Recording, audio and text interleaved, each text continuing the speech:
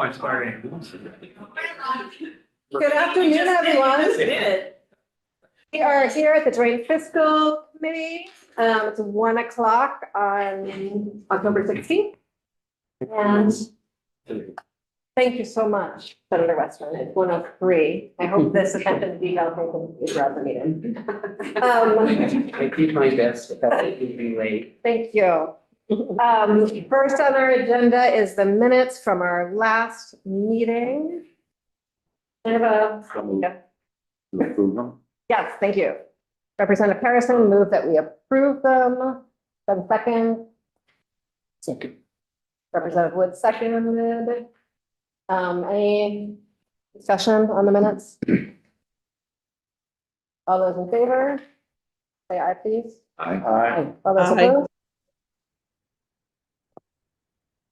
And we have one abstention or one absence with Senator Lyons. Thanks.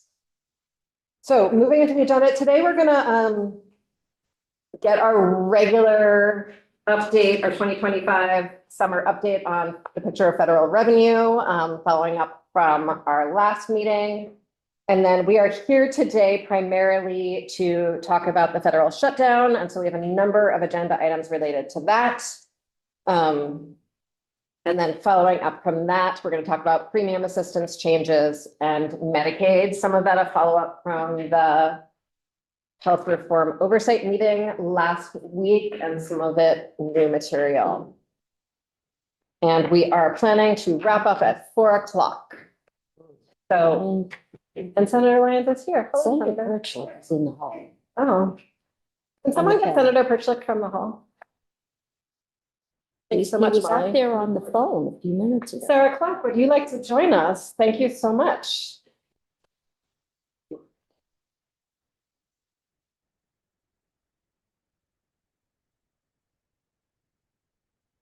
And we have a very well printed spreadsheet here to accompany the testimony that is also posted on our website. Good afternoon. For the record, I'm Sarah Clark. I'm the Secretary of Administration, and I'm here to provide you a monthly update on our federal tracking of revenue adjustments that was part of last year's big bill in section E127.2. I've previously been to this committee talking about that language and the process that we've put in place, wherein on the first of each month, all of our agencies and departments provide updates to the Commissioner of Finance and Management to facilitate my reporting to this committee. So last time, I was here, I indicated to the committee that the changes that we have seen have not triggered any of the thresholds that were in the big bill. And just a quick reminder of what those thresholds were is if there was a change that was 0.5% of a total appropriation, we needed to notify you. And then there was an option for me to present you how we were covering it plan. If a change was greater than 25% of the functional area total, it's all keyed on functional area, then it would trigger not only notification, but we would have to kind of formally present a plan for how we were going to cover that. The side of the sheet with less printing on it, I'm jealous of your slightly bigger sheets, kind of lays out that construct and is also how we, our quick summary of whether we have triggered any of those thresholds. And so as of reporting through September, we have not triggered any of the thresholds. But after last meeting, I think we all agreed it would be helpful for me to walk you through what some of those changes are that we've seen. And so that's the sheet that's got more writing on it. Obviously, like everything rolls from the ground up. And so this comes from our business offices across state government, rolls through their appointing authorities to Commissioner of Finance Management, and then to me. And so my point is I've tried to capture what I thought would be the most relevant information for this committee. But if you have further questions, happy to work with the Joint Fiscal Office, either myself or like direct connections with the departments to really understand. And so with that, I'm just going to kind of quickly run us through what we've seen so far. So the spreadsheet, includes, as we go column by column, it includes the section number from the big bill. That's the furthermost left column. Then it provides the title of the appropriation. It next indicates what's the functional area of government. The DEPT ID for us former accounting nerds, I guess that's me. That's critical to how we use our accounting system. Then it provides the total appropriation within that DEPT ID, as well as the federal within that DEPT ID. And then you'll see a kind of solid gray line. And then to the right of that solid gray line, you're going to see the monthly amounts that we have received from our agencies and departments, then with a total. And then the last column provides a little bit of a narrative behind what those adjustments are. So with that, I'll start going down the list. Section B 224, this is the Agency of Agriculture, Food and Markets. They received a reduction of $427,000 roughly from what was included in the FY26 as passed federal budget. And that reduction has to do with the Local Food Purchase Assistance Cooperative Agreement Program that was actually terminated in March of 2025. You may recall, as I do, that there was some coverage of that at the time. And you'll notice that theme for a lot of these grants where it's not necessarily a surprise that the programs have ended, but now we're seeing what's the impact on our 26 as passed federal budget. Oh, sorry. That's okay. Actually, I always have questions. I should have sat over there so you can see me. I just want to ask for clarification. Is this money that really flowed through to community partners that helped fund purchases that they made from the Vermont Food Bank and other places? Is that? So this is money that went to the Agency of Agriculture, Food and Markets. And I think I'd probably have to follow up with them beyond what's the description here in terms of like how those dollars specifically flowed. If they used it with grants to the food bank, or if they used it to purchase food to supply the food bank. I'm not sure on those specific mechanics. Okay. I know that the impact is fewer food purchases for underserved communities. Okay. What I'm hearing is that money did flow through to local, community partners. And so they've experienced a real reduction in their capacity for food purchases. So just trying to point that out. Well, it doesn't meet the threshold, $500,000 going out for food purchases. We've heard that that's on top of some of these other changes that are coming down is having a dramatic impact in the community. I appreciate that, Representative Wood, because some of these, the scale of them in the context of the state government budget is tiny, but the impact on a local food shelf is huge. Thank you. Exactly. But just because it's not a clawback of funds that have already been spent. Correct. It's a reduction in funding that would have gone out, but how that feels to the recipients, I think you make an excellent point, Representative Wood. And to be clear, I'm reporting the kind of accounting of this. I'm not trying to minimize any of the impact. Right. So I just wanted to be, I guess, forthright that it is having an impact in the community. yeah. But when you go through this, will you tell us if there is any position reduction? Yes, I have tried to highlight that when there are position reductions. So the Secretary of State is the next line in the protection area. It's a reduction of $727,000. So it's going from what was $1 million in their base budget to $272,000 associated with the Help America Vote Act for election security. To be clear, I don't know what the direct impact is of this, but just reporting the change. Next is the Public Service Department and the Regulation and Energy Appropriation. So this is the loss of the Solar for All award, which I know all of us are aware of, which was a very large award of $62 million. This $397,000 reduction, I understand, is what was included in the budget of the Public Service Department in FY26. Those dollars were my understanding was supposed to fund limited service positions that were created but never filled. So not a reduction in force, but it was a position that will not be filled since the funding is no longer available. Moving down to the Agency of Human Services, and you're going to see some of the largest dollar amounts in this area. Obviously, it's all relative when you look at the size of the AHS budget. When I was here in September, we talked about the reduction to the Planned Parenthood of Northern New England. This is a base reduction in that the funds have been paused by the federal government. And that's $1.1 million of federal funds. Moving on to the next section within the health department, it's grayed out because these 3 grants that I'm going to talk about were used in 2 different appropriations, the admin and support appropriation and the public health appropriation. And so you can see that altogether, it's a roughly $5.5 million reduction from what was included in the FY26 budget. It's from essentially 3 one-time grants that were also canceled in March of 2025.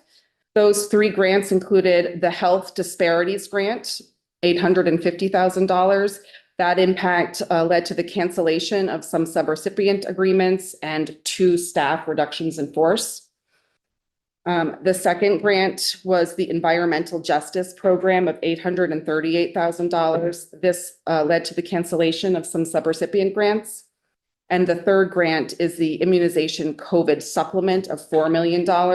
So that grant was not extended and it impacted some subrecipient grant agreements. And positions were eliminated, but through attrition as opposed to through a reduction in force. So meaning like not filling a vacant position. Representative Harrison? Sarah, when you say, reduction of 2 positions, RIF, are these state positions, state employees that were funded through a federal grant in this case? And so the federal grant or money didn't come through. So we have eliminated those positions? Correct. Okay, so because those positions were contingent on Correct. federal funding. Yeah. I'm just trying to understand it. Yeah, and maybe like to build off of those points, I think this committee is aware that we have many, many limited service positions across all of state government, health department, the Agency of Natural Resources, many places. A lot of times they're like a limited service position can be 20 years in duration, right? It's limited service by the nature that it's by federal dollars, which gets reauthorized every year. And so as a kind of an everyday way that we manage state government, there are reductions in force that happen when federal programs end.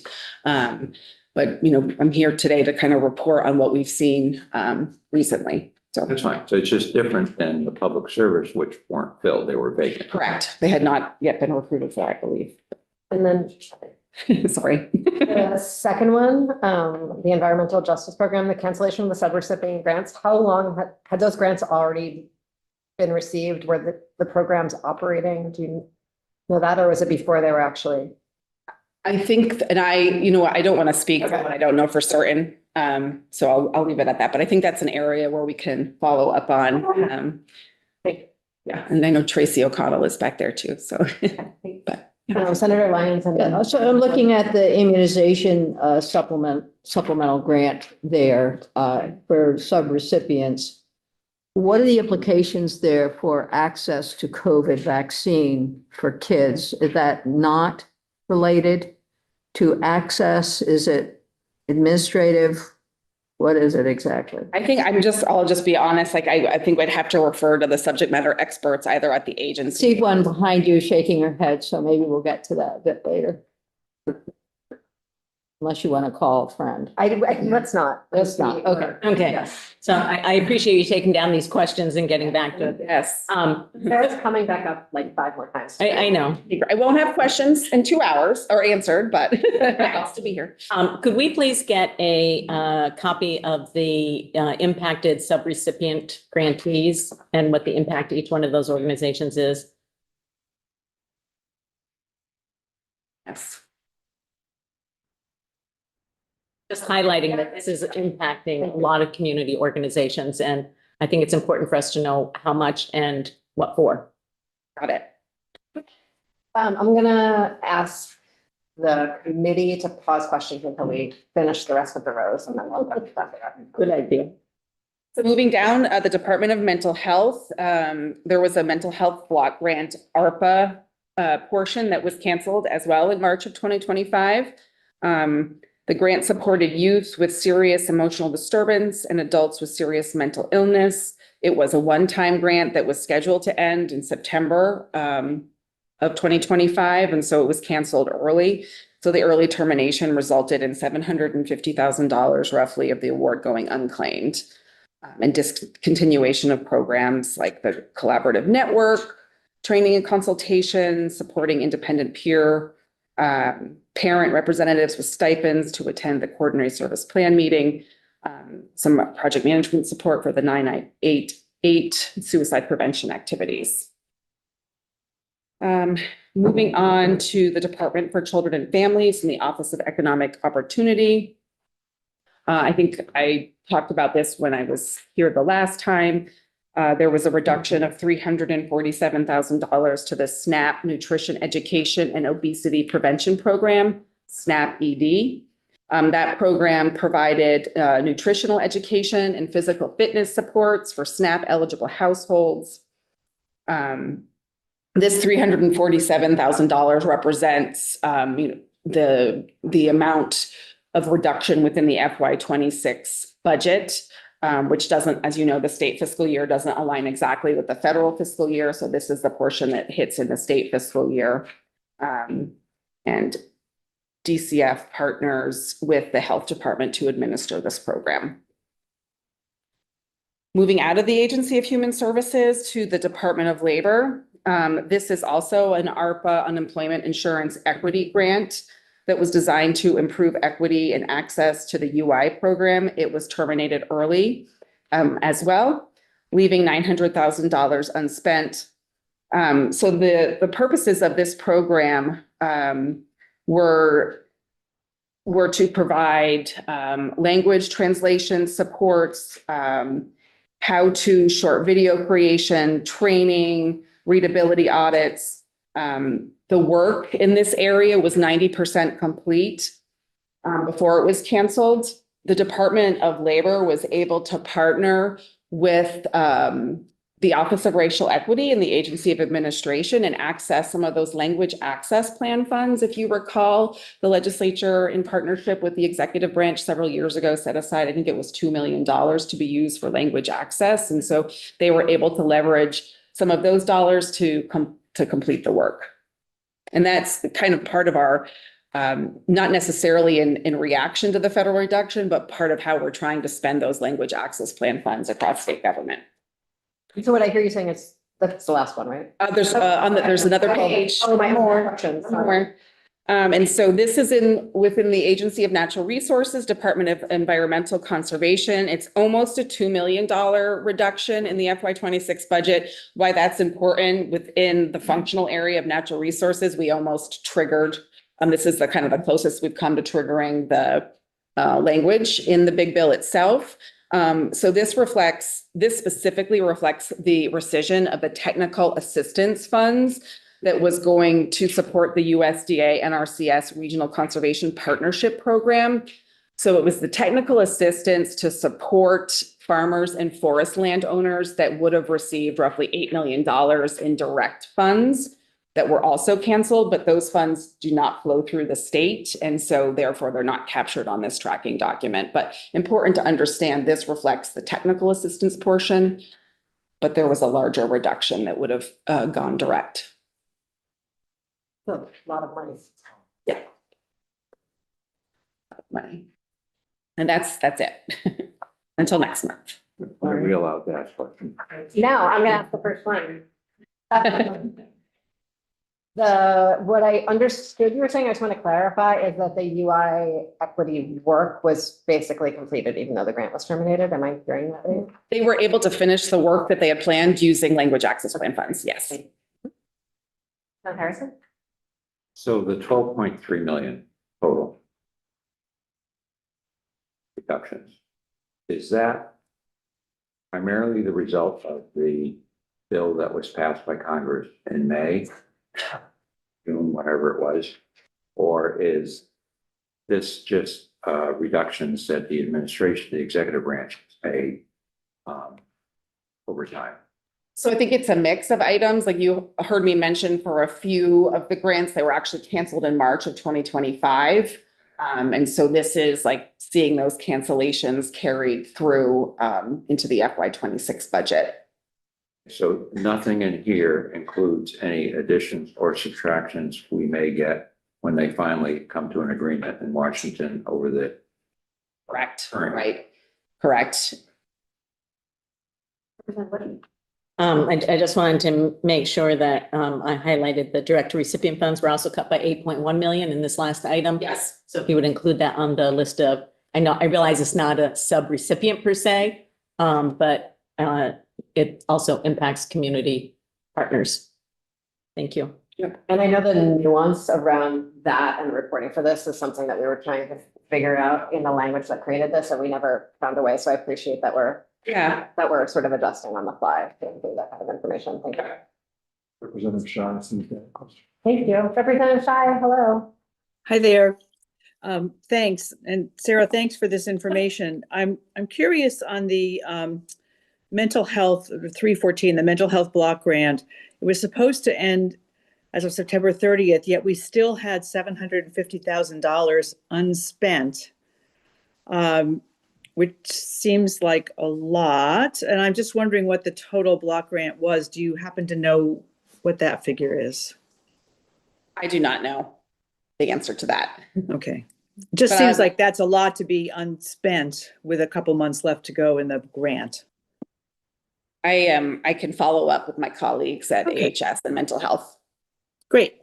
Thank you. And so this is all of the money that's like definitely been clawed back or canceled. I imagine the scale of pauses is also another challenge that maybe. Another challenge. Okay, we're gonna move into that. We're gonna move right into that. Okay. So everyone, this is the transition to a new agenda item with the exec from Whitner. Are you ready? Okay, wait. You ready, Sarah? I am. Okay. Shifting gears. Okay, so I have another presentation deck that I think you all should have hard copies of. It's also available online, thanks to Autumn. So, And I'll just, sorry. please. In talking about this, we don't know when the shutdown is gonna end. And so having definite plans for the unknown is really hard. And so I asked Secretary Clark to just make their thinking and planning a little more transparent. And we appreciate the opportunity to talk about it because it really, I feel like I've been having conversations with the legislature and my colleagues in the executive branch, like going back to January, right? And just trying to navigate the continued change and uncertainty at the federal level. And, every day, every week, every month, there's something new to navigate. But our approach has really been to try to be as consistent as possible because we are charged with managing state government and providing really important services to Vermonters. And so we have to be focused on that and focused on taking a very level approach to assessing the facts that we receive and making sure that we communicate with you and that we're able to operationalize changes as they occur and become real, which is why I think that what we just walked through is very helpful in that we're taking and converting like what you hear in the media or cancellations and like, well, here's the real impact in the state budget. Also acknowledging that impact is further than the state budget when it's money that was supposed to go directly to landowners, recipients, whatever the case may be. So day 16 of the federal shutdown, I borrowed that from I used to live in Washington, D.C. I went to college and graduate school there. And so I have a lot of friends that live in the area who are personally impacted by the shutdown. And so I get a lot of these communications about day 16. And so like on a personal level, people kind of navigating what that means in their real life from impacted federal employees, as well as like the state of Vermont. How are we trying to navigate this? Expanding it across our municipalities, our network of providers, and then across the country. So day 16, federal shutdown. As I just said, I think pretty much every year now, there's always a threat at some point of a federal government shutdown. And so our standard operating procedure is we issue a reminder to our agencies and departments to please go ahead and draw down all funds that you can in advance of that shutdown. The intent there is to make sure we are positioned as strongly as possible as we head into the unknown. And hopefully they don't shut down, but sometimes they do, as is the case right now. And then they were last previously in 2018, moving into 2019. As I said, we're going to stay disciplined and factual in evaluation of the changes at the federal level and our operational response as the shutdown continues. So I want to talk a little bit about our communication and our information gathering, because that's what's really important right now, so that we understand the operational realities as this shutdown goes on. So we've already talked about the monthly reporting to DFM that comes in. At some point, we may start seeing the impacts in that monthly reporting, or we'll be having real-time conversations when the legislature is back in session. Hopefully not, actually. Hopefully the government is back up and running by then. Very specifically, we are getting weekly communications from across all of our agencies and departments, specific to the government shutdown and what are their concerns, both from a funding perspective, but also from an operational perspective. This information is informed by their financial staff, could be informed by conversations that they are trying to have with federal partners if they're still working and not on furlough. And so a really kind of methodical weekly reporting and cadence that we track. But then there are also things that happen maybe more suddenly. And so there is that like critical, like on time ad hoc communication as we learn of maybe a challenge in a specific federal program that we need to quickly collaborate to react to.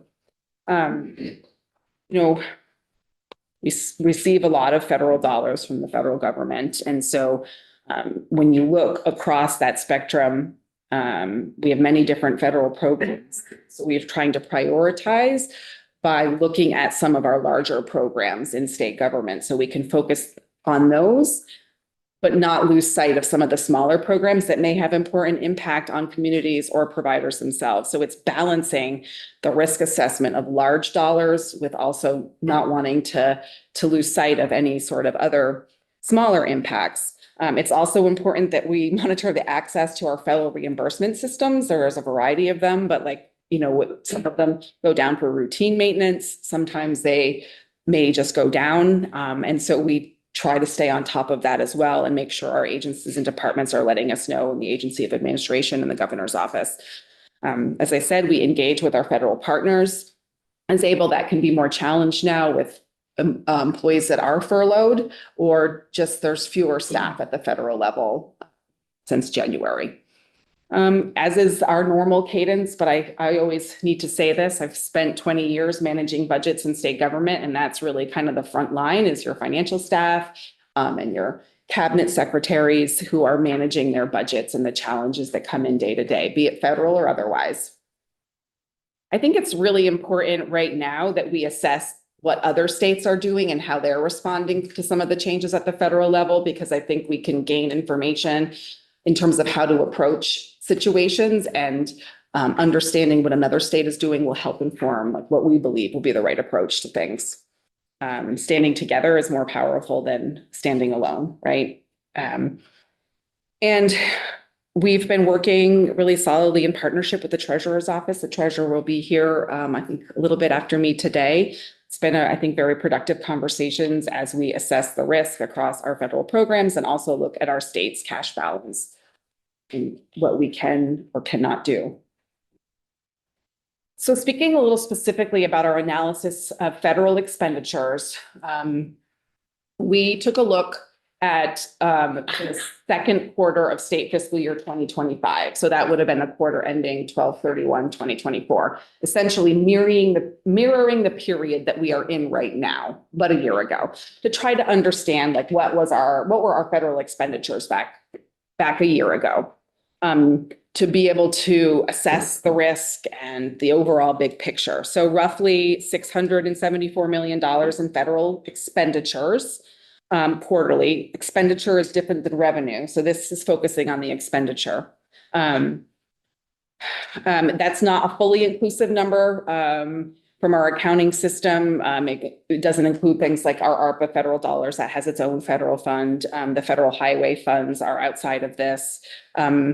And there may be some other accounts that are not included here, but it gives like a big enough picture of like what we would expect in a more normal quarter from a year ago. It's a point in time. There can be things that were included in that number that are not reoccurring, like ESSER funds, I think have flowed through our system within the AOE realm.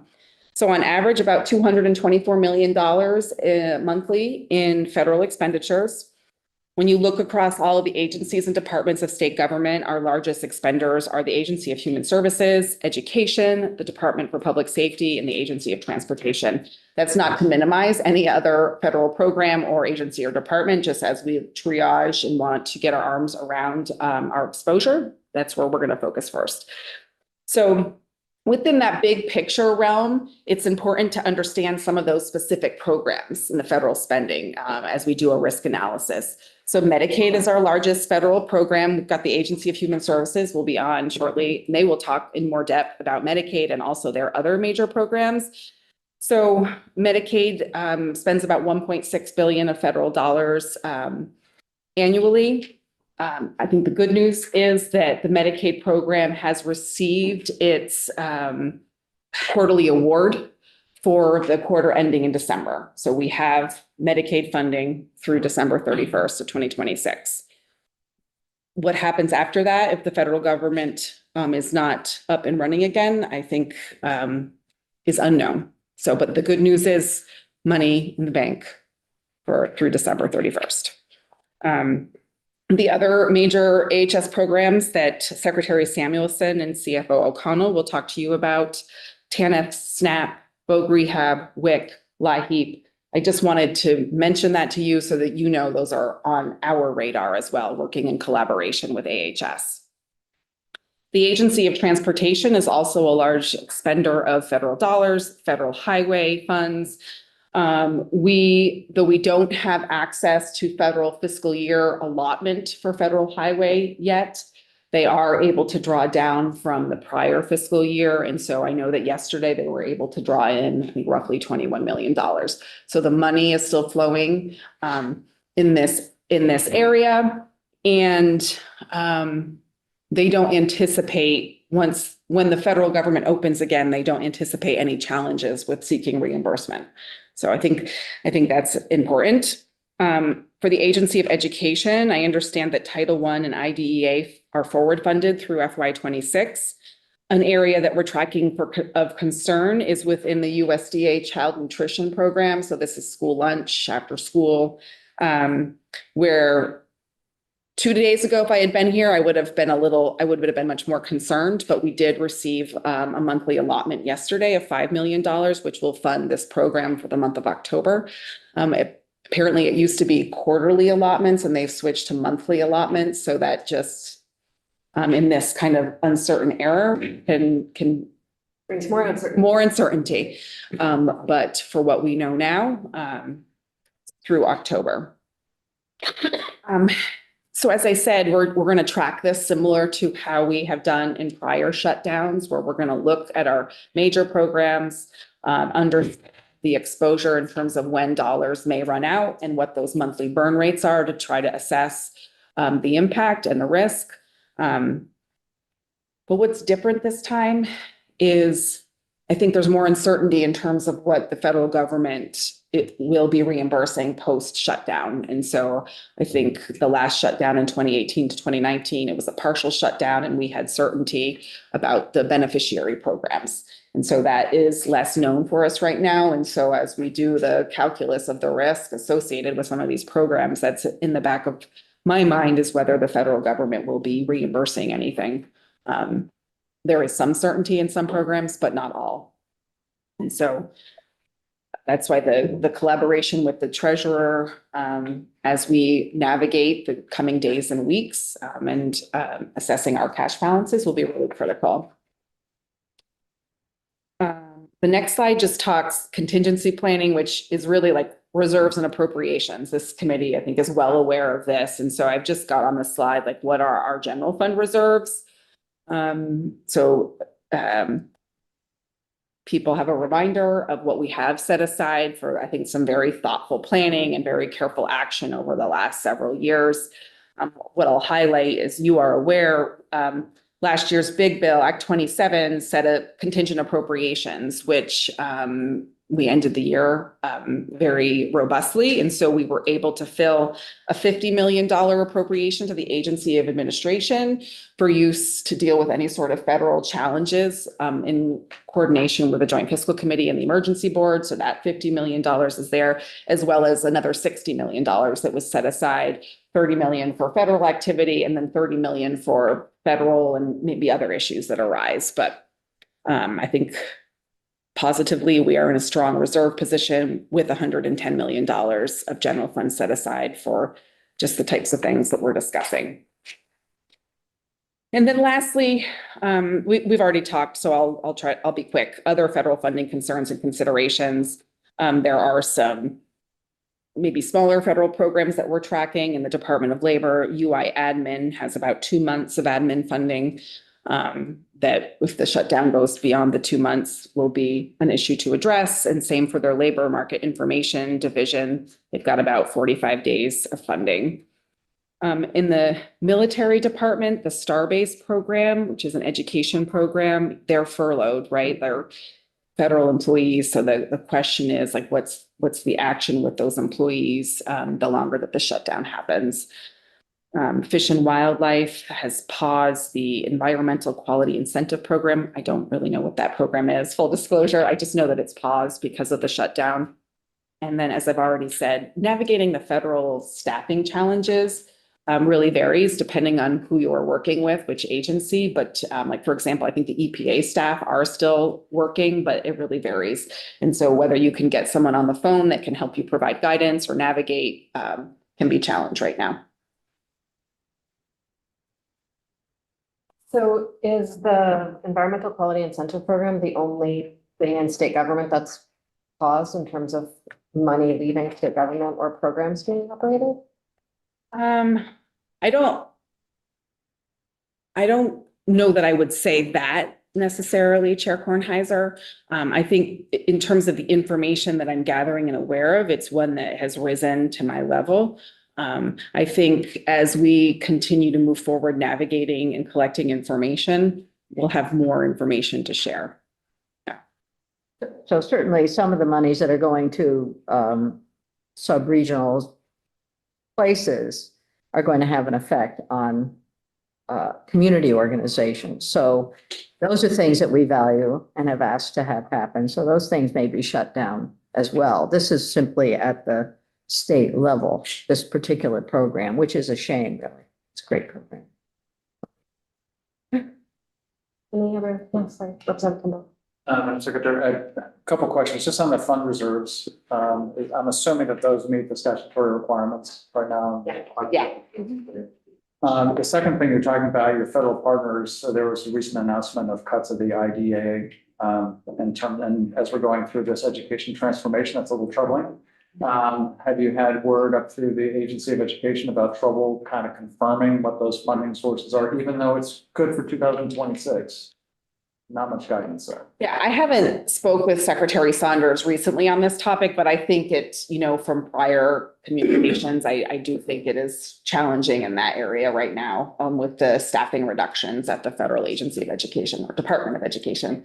And so I think that continues and probably worsens as more federal employees are furloughed or laid off. Yeah. The only other question I have is this. We know now the reduction in federal funding, we know the federal expenditures for programs that exist. I'm wondering how many of those state programs that we're going to continue, even though we're losing the federal revenues, what the impact is on our exact budget. Yeah, and I know it's all of us would like more concrete answers, myself included. But it really is a very fluid, kind of constant monitoring of what's happening the longer that this, A, the federal shutdown goes on, and B, other changes that may be announced at the federal level, kind of outside of the federal shutdown, and how we navigate those collectively. And so at least weekly, it may even be daily, I will likely have new information. But it's what's going to rise to the level that would maybe trigger either the language that was in the big bill, or where we need to come together to have more conversation. I just expect there's a lot of unknown right now that we're trying to navigate in partnership with you, that is uncomfortable for everybody. And my mantra is trying to get as comfortable as I can in the discomfort. That's a constant right now.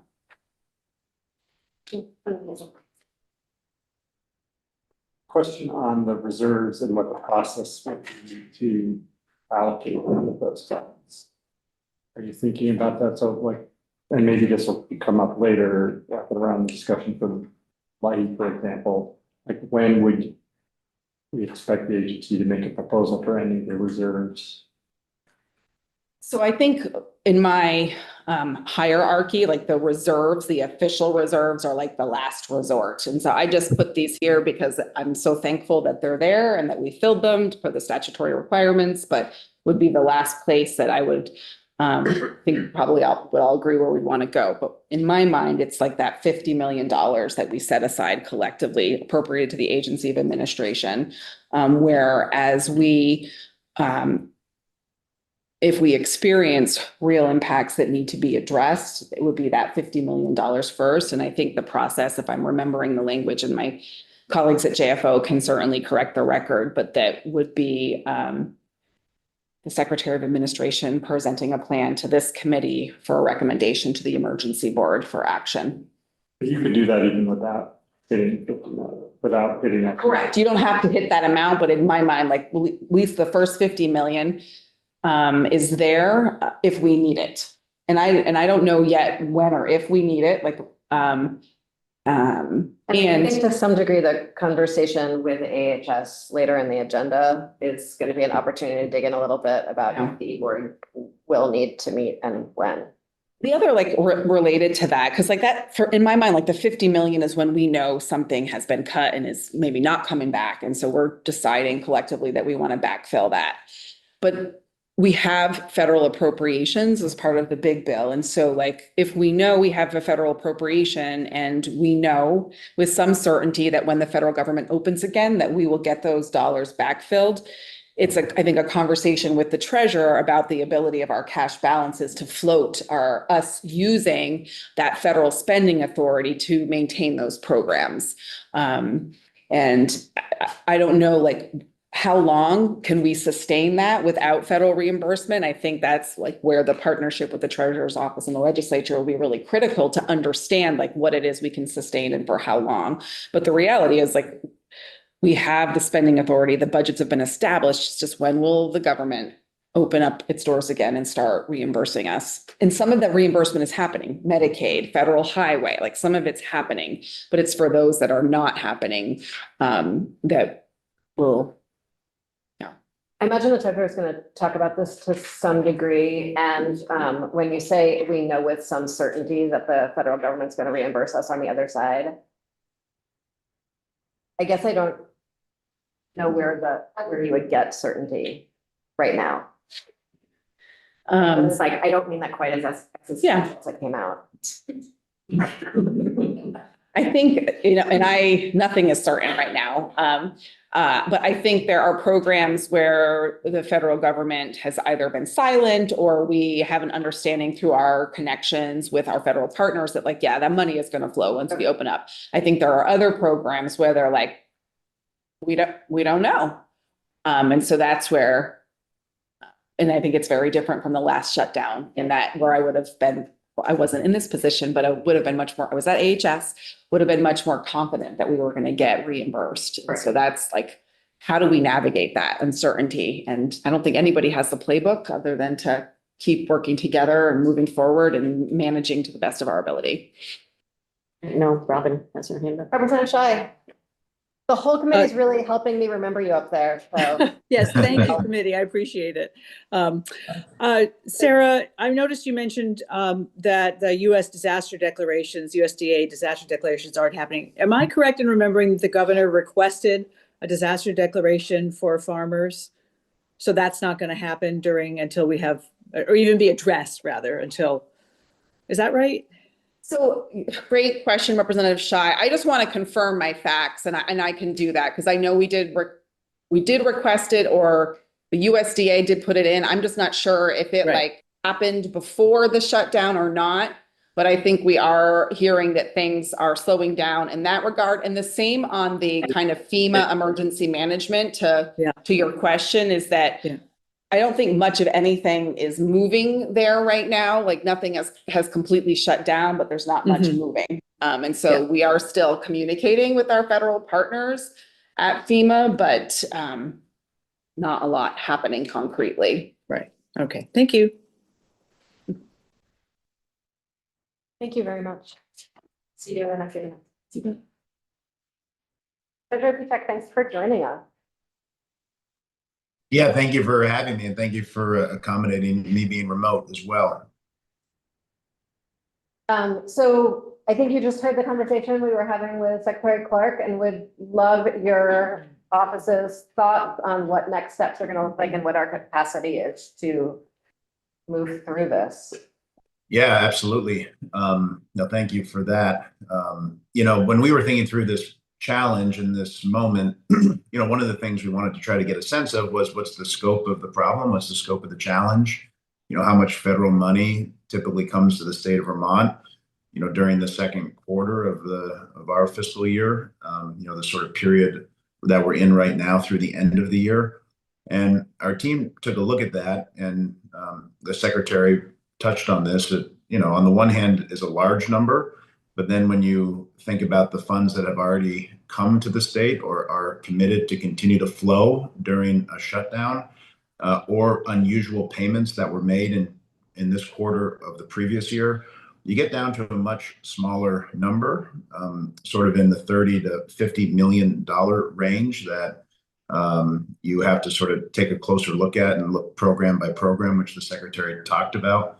So it's a much more manageable number. It doesn't give you the same concern as sort of the big number that was in the over 600 million category for all funds that flowed to the state last year during this time. So that's very helpful to get a sense of. We also asked our financial advisor if they could give us a sense of what other states are doing in this moment to prepare for contingency planning and thinking through these challenges. And on the one hand, it gave us comfort that other states are thinking about the exact questions that we are all thinking about and trying to get answers and trying to make decisions. On the other hand, it was somewhat uncertain because nobody had any concrete answers. They're all really thinking through these problems without necessarily any solutions at the moment.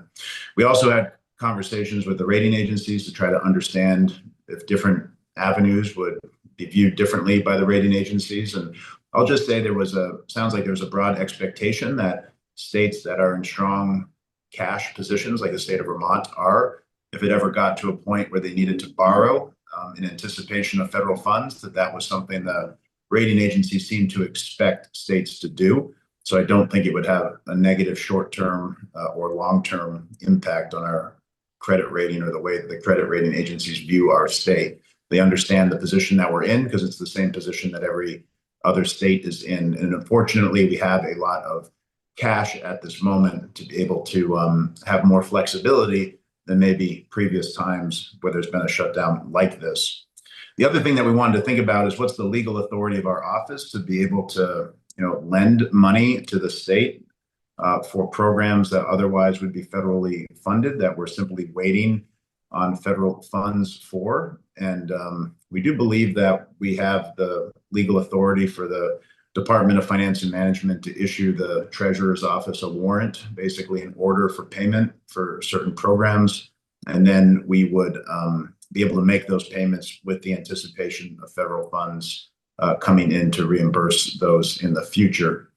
So with that, I will make the caveat that the secretary talked about as well. I think there are two big questions. One is, will these funds that have continued to flow during the shutdown, will they continue to flow, particularly some of the bigger dollar amounts like with Medicaid?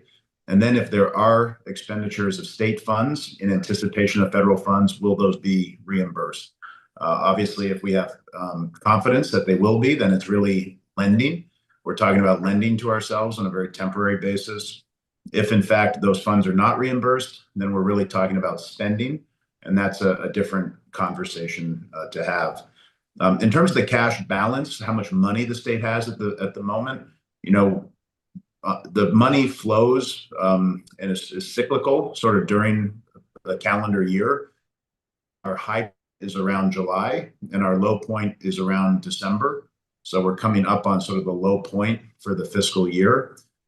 As of today, we had $1.5 billion cash on hand, if you will, for the state of Vermont.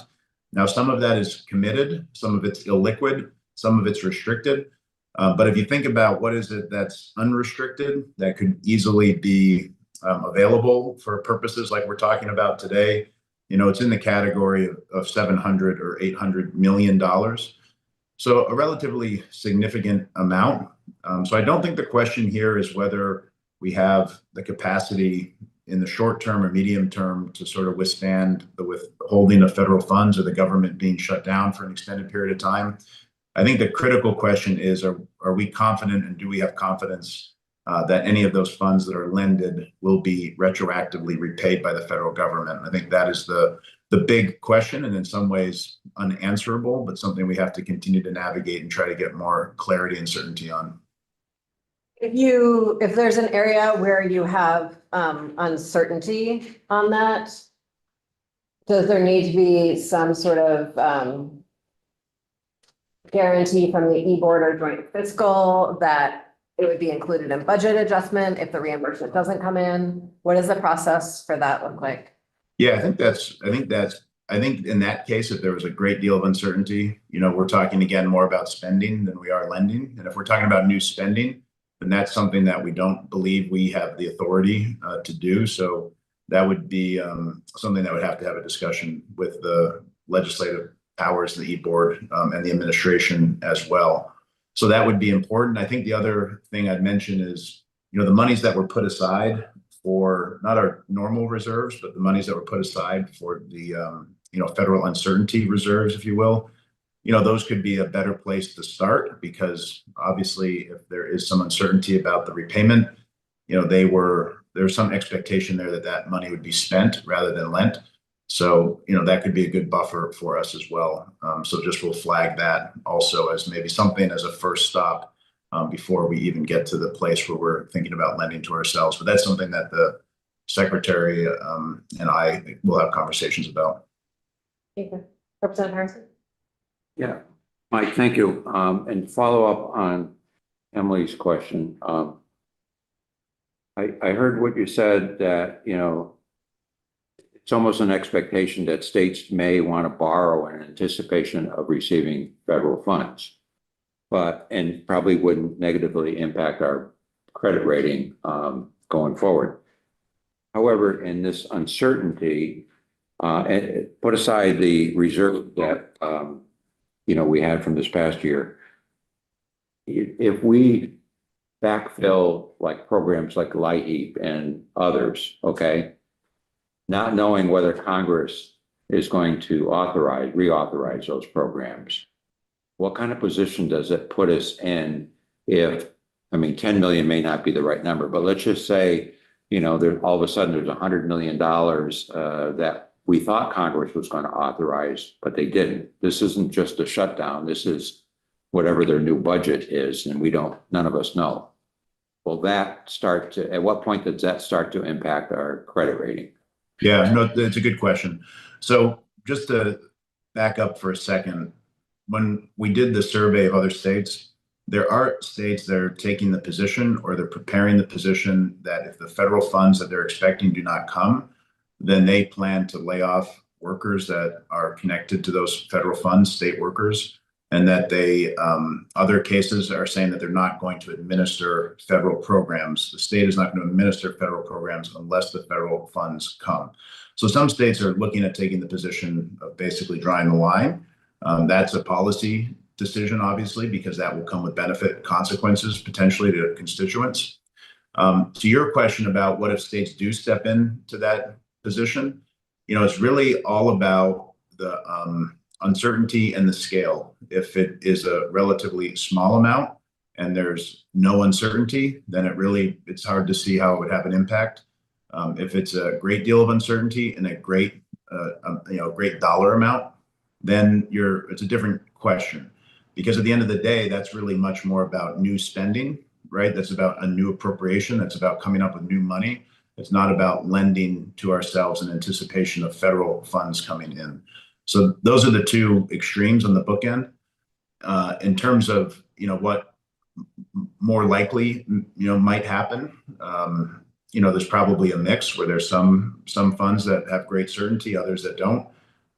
For those that don't, I think thinking about things that are different than the lending capacity that we have, because that's really more designed for things that have greater certainty.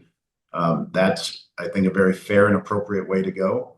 If it's things that have greater uncertainty, that might be where we're talking about one-time funds or those reserves that we talked about. But ultimately, the only way we'll have an impact from the rating agencies is if we are not able to cover through spending those commitments that we make that are uncertain. Thank you. Representative. Just a question, the 700 to 800 million that you said is available after encumbrances and that kind of stuff, that is also net of the general fund reserves and other reserve accounts, correct? Yeah, so we took out any restricted accounts and reserves. Okay, that's really just the free cash flow and the checking account. So I just want to make sure people don't think that that's available for a new school, for instance. Yeah, that's right, Representative Kimball. We think of that as money that is appropriated but not yet spent. Or on the flip side, it could be money that we have collected, the state has collected, but we have not yet appropriated. But in either case, it's money that we're simply holding while we're waiting to pay our bills or get direction as to which bills to pay. Yeah, great. I mean, it's difficult dealing with an unreliable but very important partner in the federal government. We can't quite secede from the union, though, can we? All right, thank you. Thank you very much, Treasurer Pichek. Appreciate you jumping in with us today. Yeah, thank you, Chair Kornheiser. And if others haven't said it, happy birthday to you as well. Oh, thanks. Thank you. Well left. Have a great day. Thank you, you too. Happy Saturday. So next up, we are hearing from the congressional delegation, and we have Director Van Haste, Ellis, and Nordhaus. I'm going to leave it to the three of you to organize your testimony however you would like to. Good afternoon. I believe Katie Van Haste had to step away for 2 minutes and she will be back soon. And normally we go in order of seniority, so Katie would go first. But since she stepped away, I will start. So for the record, my name is Rebecca Ellis, and I'm the state director for Senator Welch. And we are here on behalf of the offices of Senator Welch, Senator Sanders, and Representative Balint to give you a quick update on the federal shutdown. So we're in day 16 of the shutdown. I would say we are definitely going to be in a shutdown through this weekend. There are some conversations happening that we know that will take place next week, but I don't know if really that is going to lead to any resolution of the shutdown situation. So at this point, it's pretty uncertain how long the shutdown will last. Oh, here's Katie. So I am going to turn it over to Katie if you would like, Katie, or I can keep going, either way. Why don't you keep going? Sorry, Okay. everyone. I have to step away No from my computer problem. for the worst minute possible. That's fine. So I'm just giving a very high level overview of shutdown.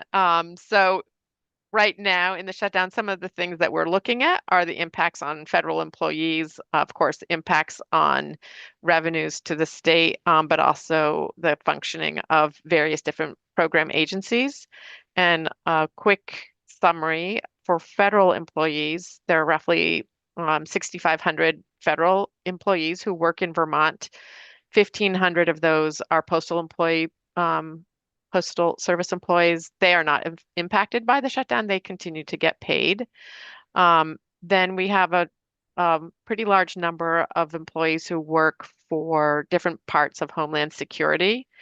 The folks who work on immigration services, which is mostly visas, that is fee generating. So like the Postal Service, they will continue to get paid. But then beyond that, whether or not employees get paid depends a bit on their payroll schedule. We know, for example, that the employees at the Veterans Administration Hospital in White River Junction, which is a large number of employees, I think it's around, I don't have it in front of me, 700 or 800 folks. Their last paycheck, their paycheck that's scheduled for next week will not go out.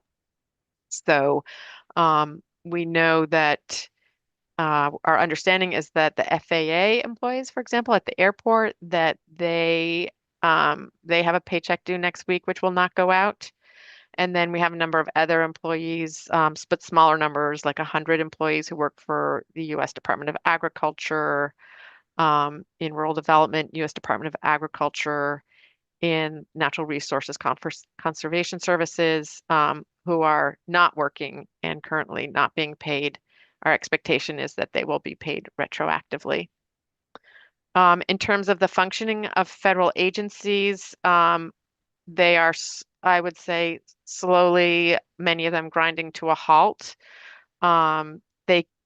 Things like Social Security, Medicare continues to be paid to Vermonters, but services from agencies are slowing down. We're still in touch with some of the agencies, and I wanted to stress, and I'm sure the other offices do too, that if you have constituents who have some needs or need to get in touch with federal agencies, they're welcome to come to our websites or to call our offices, and we can, in some cases, still get in touch with federal representatives at agencies.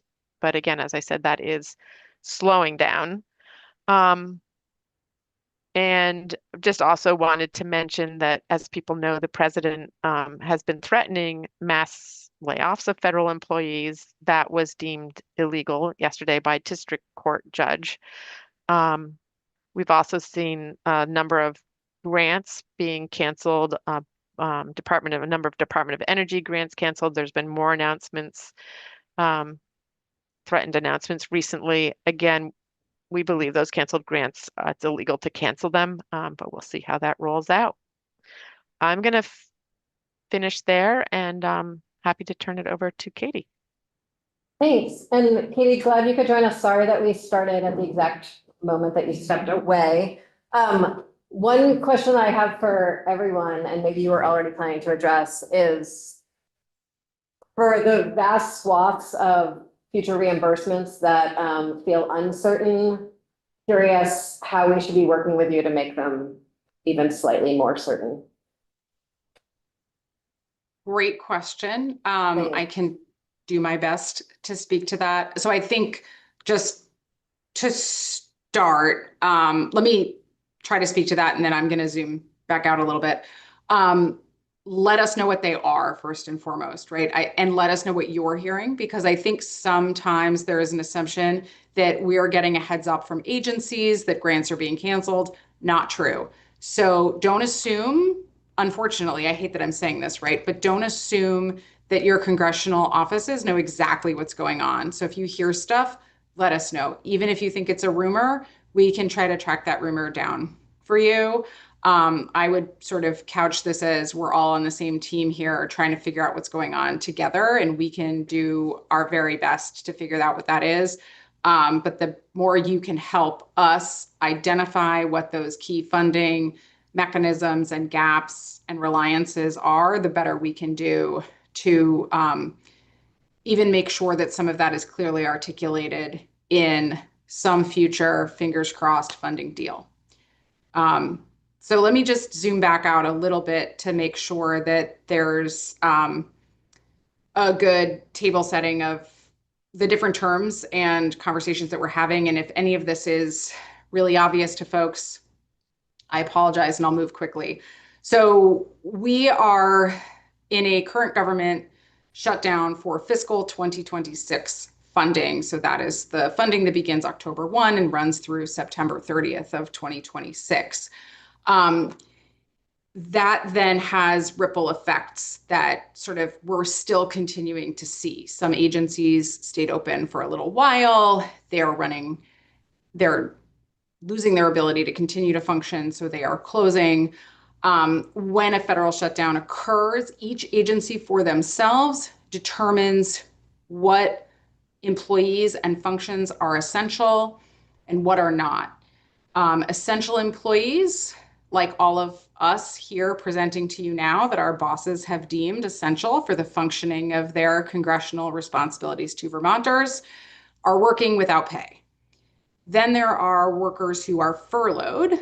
So they are being told that their jobs are not essential for the functioning of government. Those employees are furloughed. Congress passed a law in 2019 after the longest shutdown in history that said that unless otherwise legislated, all essential and furloughed employees will be paid upon the reopening of the government. That means that if that pay was to be withheld in a funding deal to reopen the government, Congress would have to be right into the law that those employees would not be paid. So instead of having to take proactive action to pay people, we now have to take proactive action to not pay people. This is a good change that we hope Congress, when hopefully we have a funding deal, would not take that step, and that everyone, both essential and furloughed, would be paid at the time the government is reopened.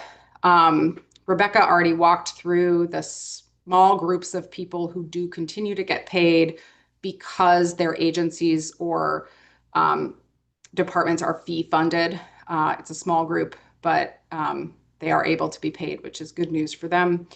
And then there is this reduction in force plan that the Trump administration has put in place that, as Rebecca mentioned, was ruled unallowable by the court. That court ruling only applies to agencies whose employees are represented by the two major federal employee unions, because it was the unions who brought suit, though that is the vast majority it applies to the vast majority of federal employees that we have here. Moving to kind of what the major impacts are that we're seeing in Vermont. So I think, just to make sure that this is highlighted for all of you on the committee, the primary issue that is underlying the shutdown is the belief that is shared by Senator Sanders, Senator Welch, and Congresswoman Balint, is that we cannot allow for the expiration of the enhanced premiums tax credits for the Affordable Care Act, and not allow the Medicaid cuts to go into place that will mean 45,000 Vermonters lose their healthcare coverage. That is at the core of what Senator Sanders is fighting to protect. And we are really focused on making sure that those people don't see up to quadrupling of their healthcare premiums. There's some recent data released yesterday that articulates exactly how this would impact Vermonters, just to give folks a general sense of what we're talking about here. MVP and Blue Cross Blue Shield Vermont released their premium increases for 2026 without action by the Congress. And in Burlington, a family of four earning $129,000 who gets their health care through Vermont Health Connect would see their premiums quadruple. So we're talking about a $900 per month cost going into a $3,600 per month cost. that family would then pay $55,000 a year for their health care, or more than 40% of their income. On a Blue Cross Blue Shield plan, a couple living in Bennington in their 60s, earning $85,000 a year, who now pays $830 a month, which I should just mention is not cheap to begin with, would see that increase rise to $3,000 a month, more than $40,000 per year.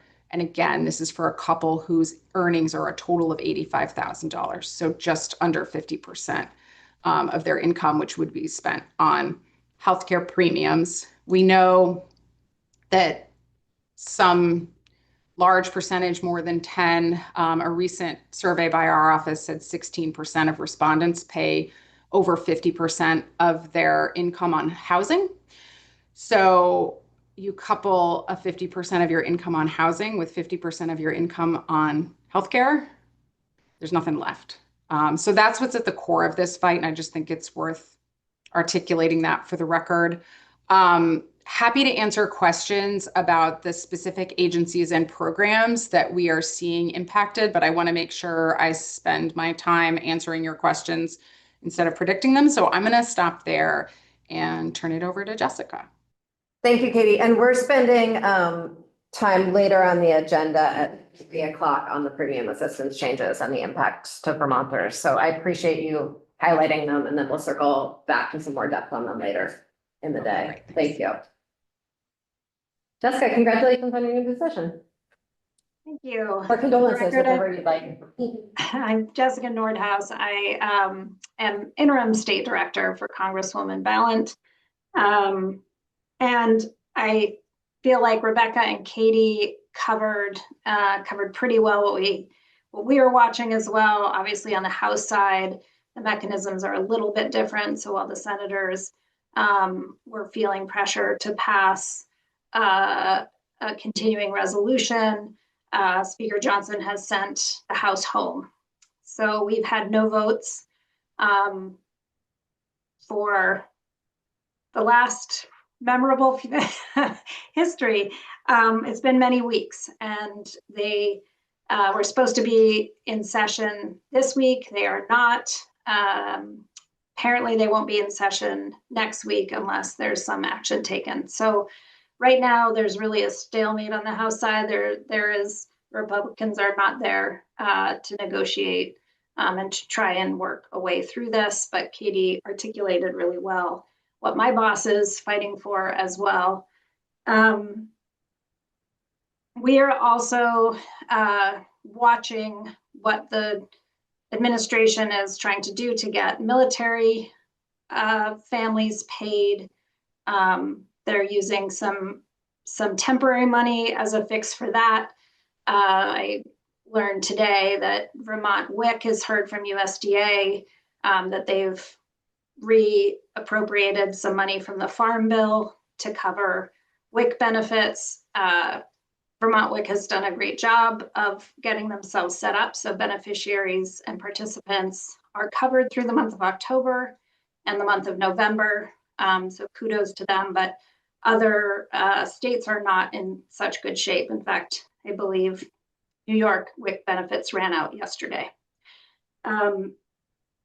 So it's putting enormous pressure. And I think we also recognize that the shutdown at the federal level then puts additional pressure on the state. It puts pressure on all of you to try and forecast what's going to happen. It puts pressure on state employees who are trying to work through many different contingencies to make sure Vermonters are still receiving the federal benefits. And it's so we recognize that and have, really been working hard to make sure that, as Rebecca said, we are still here at work. We are still answering constituent calls. We are seeing definitely some of the agencies slowing down in their responses to our inquiries, but we are still submitting them. There are some agencies like Social Security that continue to work with constituents, but they are not answering our caseworkers. In other cases, it's hard to tell how much work is getting done because our liaisons are not working. And we have been getting reply messages from some agencies with very partisan messaging from those nonpartisan civil servants, whether by their own choice or not, which we hear from the news that it is not. So I wish I had more details for you. We continue to learn more about grants that are going through, grants that are being obligated or not obligated from the awardees. And so we're just trying to stay in very close touch with folks and welcome your input too. If there is any concern, it's something that we will absolutely look into. Thank you. So when we were talking to Secretary Clark and Treasurer Pichak, there are sort of decisions that we need to make around, say something like Medicaid or food stamps. That's an ongoing expenditure, whether or not to float state money on that. That's one kind of decision. Something like LIHEAP, that's really almost a one-time annual expenditure, and it is getting cold out. I'm wondering what wisdom, advice, information you can offer us on LIHEAP and emergency fuel. And we're going to spend more time on it later in the agenda, but wanted to ask while you're here. I can do my best. But again, sort of acknowledging the uncertainty that we are experiencing as well as you. So LIHEAP is already a challenge for us in Vermont, obviously, because we need our LIHEAP money early in the fiscal year because we predominantly use it for home heating and fuel assistance in the winter. We have seen with shutdowns in the past where there has, or sorry, not shutdowns, I apologize, continuing resolutions in the past where it's been a short-term continuing resolution and they've therefore only funded a little chunk of LIHEAP. That's been a challenge for Vermont because we need our money early. We continue to need our money early, and we're very cognizant of the fact that this is an issue we will be fighting for in any sort of deal to reopen the government. If it's anything shorter than a full year continuing resolution, looking for ways to front load that LIHEAP funding so that we can get Vermont the funding it needs. But unfortunately, I cannot speak with any certainty about what that continuing resolution will look like. Unfortunately, right now, no one is at a negotiating table. So we just don't, there isn't even the ability to predict what negotiations are looking like because no one's sitting down to do that work. So I apologize for not having better information for you, but I can certainly assure you that it's something we're aware of, and we're aware of Vermont's need to have that money as soon as possible. Thank you. Anyone else have any questions? Yeah. Thank you. Can anybody talk to whether the National Guard folks are getting paid? I mean, I know Ms. Nordhaus said that the military families, you're trying to get money to them. Does that, I assume that just active duty, or does it include the Guard? So there has been legislation. Oh, sorry. Go ahead, Jessica, please. Well, I believe it's active duty, but Katie, jump on in. Yeah, that's right. So what the president has articulated is looking for money within the Pentagon budget to pay for active duty military personnel. As I think folks here are aware of, we do have a few active duty military personnel housed within the Vermont Guard, primarily on the air side. So those people would be presumably benefit from that effort. But the National Guard itself, if you're on National Guard orders, that is not part of this. There is legislation to change that, but that legislation is not currently going anywhere. But there was an effort to vote on this exact issue, but that failed, unfortunately. Yeah, Representative. Good afternoon. Thank you for being here. And just a quick question. You've all talked about how important it is for the state to continue to be in touch with your offices. And I'm just wanting to I guess, verify that you are hearing on a regular basis and have regular communication with the current administration for Vermont.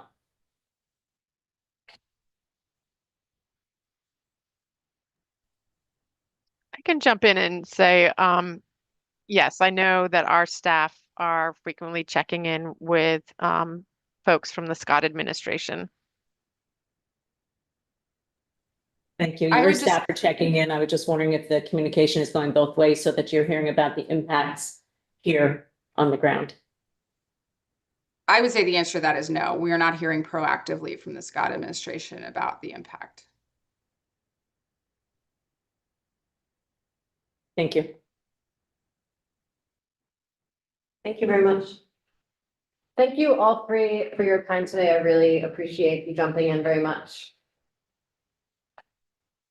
Madam Chair, may I just mention please. quickly for Yeah. the record, I'm so sorry, but I just wanted to share for the record that on our website, I don't know about the other two, though I presume so, we do have a link for assistance for federal employees, so that if there are any federal employees who need assistance in this time without a paycheck, we do have a long list of resources on our website that folks are welcome to check out if that's helpful. We know this is a really tough time for a lot of folks.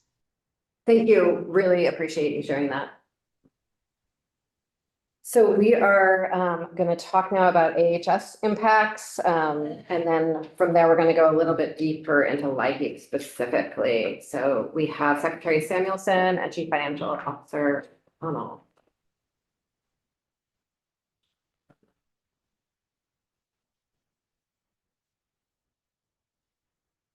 Good afternoon. Thank you for having us. For the record, I'm Jenny Samuelson. I'm the Secretary for the Agency of Human Services.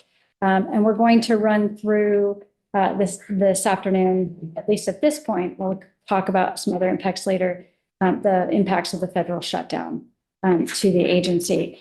I'm gonna allow you to go through your entire presentation after interrupting you. And then we'll ask questions after. Great, thank you. We're going to run through the presentation in 3 parts. And as everyone's already heard, there's a lot of things that are just unknowns. I'm not going to have answers to all of the questions. I wish I had them, and I wish I could share with you what they are. I also want to acknowledge that what we're going to walk through are benefits to real Vermonters. They have direct impacts to the people that we serve. And in addition to that, the stress of the unknown also has significant impacts to our staff. And so I want to both thank our staff for their work to do the analysis that Secretary Clark was talking about earlier, and also to look at what the options are right up front. So the way we're going to divide this up today is really on those things where we already have good news, where we know that we've at least received funding through December or into December. And we don't anticipate needing to make any decisions right away. The second are places that we have a lot of unknowns, as the federal delegation and Secretary Clark said previously, where we haven't heard communication, but as of yet, delays are not impacting overall what we're seeing on the ground. And then the last are places where we very recently received communication from the federal government. So for some of you, this will be the first time you're hearing of it because it's very recent news to us. And so we'll walk through what those knowns are. So with that, Tracy and I are going to go back and forth so that you have the financial detail as well as the overall policy and programmatic detail. So for the record, Tracy O'Connell, Chief Financial Officer for the Agency of Human Services. So to echo what Secretary Clark said and Secretary Samuelson said, we have received our first quarter Medicaid award that will carry from October to December. That award is about $420 million. The average monthly spend for both Medicaid program or services and benefits and admin funds is about $140 million. So at this time, we do not anticipate any impacts to Medicaid. Also on the WIC program, as Director Nordhaus indicated, we have received our first tranche of federal fiscal year 26 award. And we also have federal fiscal year 25 funding that is carried forward. So we believe that we can get through benefits through late November into early December. The average monthly spend for food is about $500,000 and administrative costs are about $400,000. And we also, not on the slide that you have in front of you, but we also have received awards for our CCDF program, our childcare program, in the mandatory and the matching awards. So we've received about $2.5 million. And so we think that can get us through the end of November. End of November. Yes. Switching over to the unknown impacts, there's 3 awards that we'd like to highlight. The first one is the TANF program. This funding is used for Reach Up, family service programs, and childcare programs. Typically, we spend $47 million annually. The average monthly spend is $4 million. At this time, as everybody has mentioned, we have not received any communication and no award in hand. Compared to last year, we usually receive the award mid to late October. So in terms of the cash flow, no impact at this time, but we are monitoring it. Also with TANF, there is a maintenance of effort requirement, which kind of looks like state fund matching. And so we can just claim our maintenance of effort earlier in the year and then draw down the federal funds later in the state fiscal year. With the VOC rehab program, that's about $18 million annually, and we spend about $1.5 million monthly. This program does have a little bit of carry forward, about $1.9 million.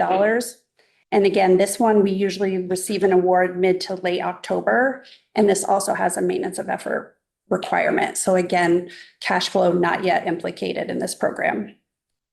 And then for the LIHEAP program, which has been spoken about, we spend about $22.5 million a year.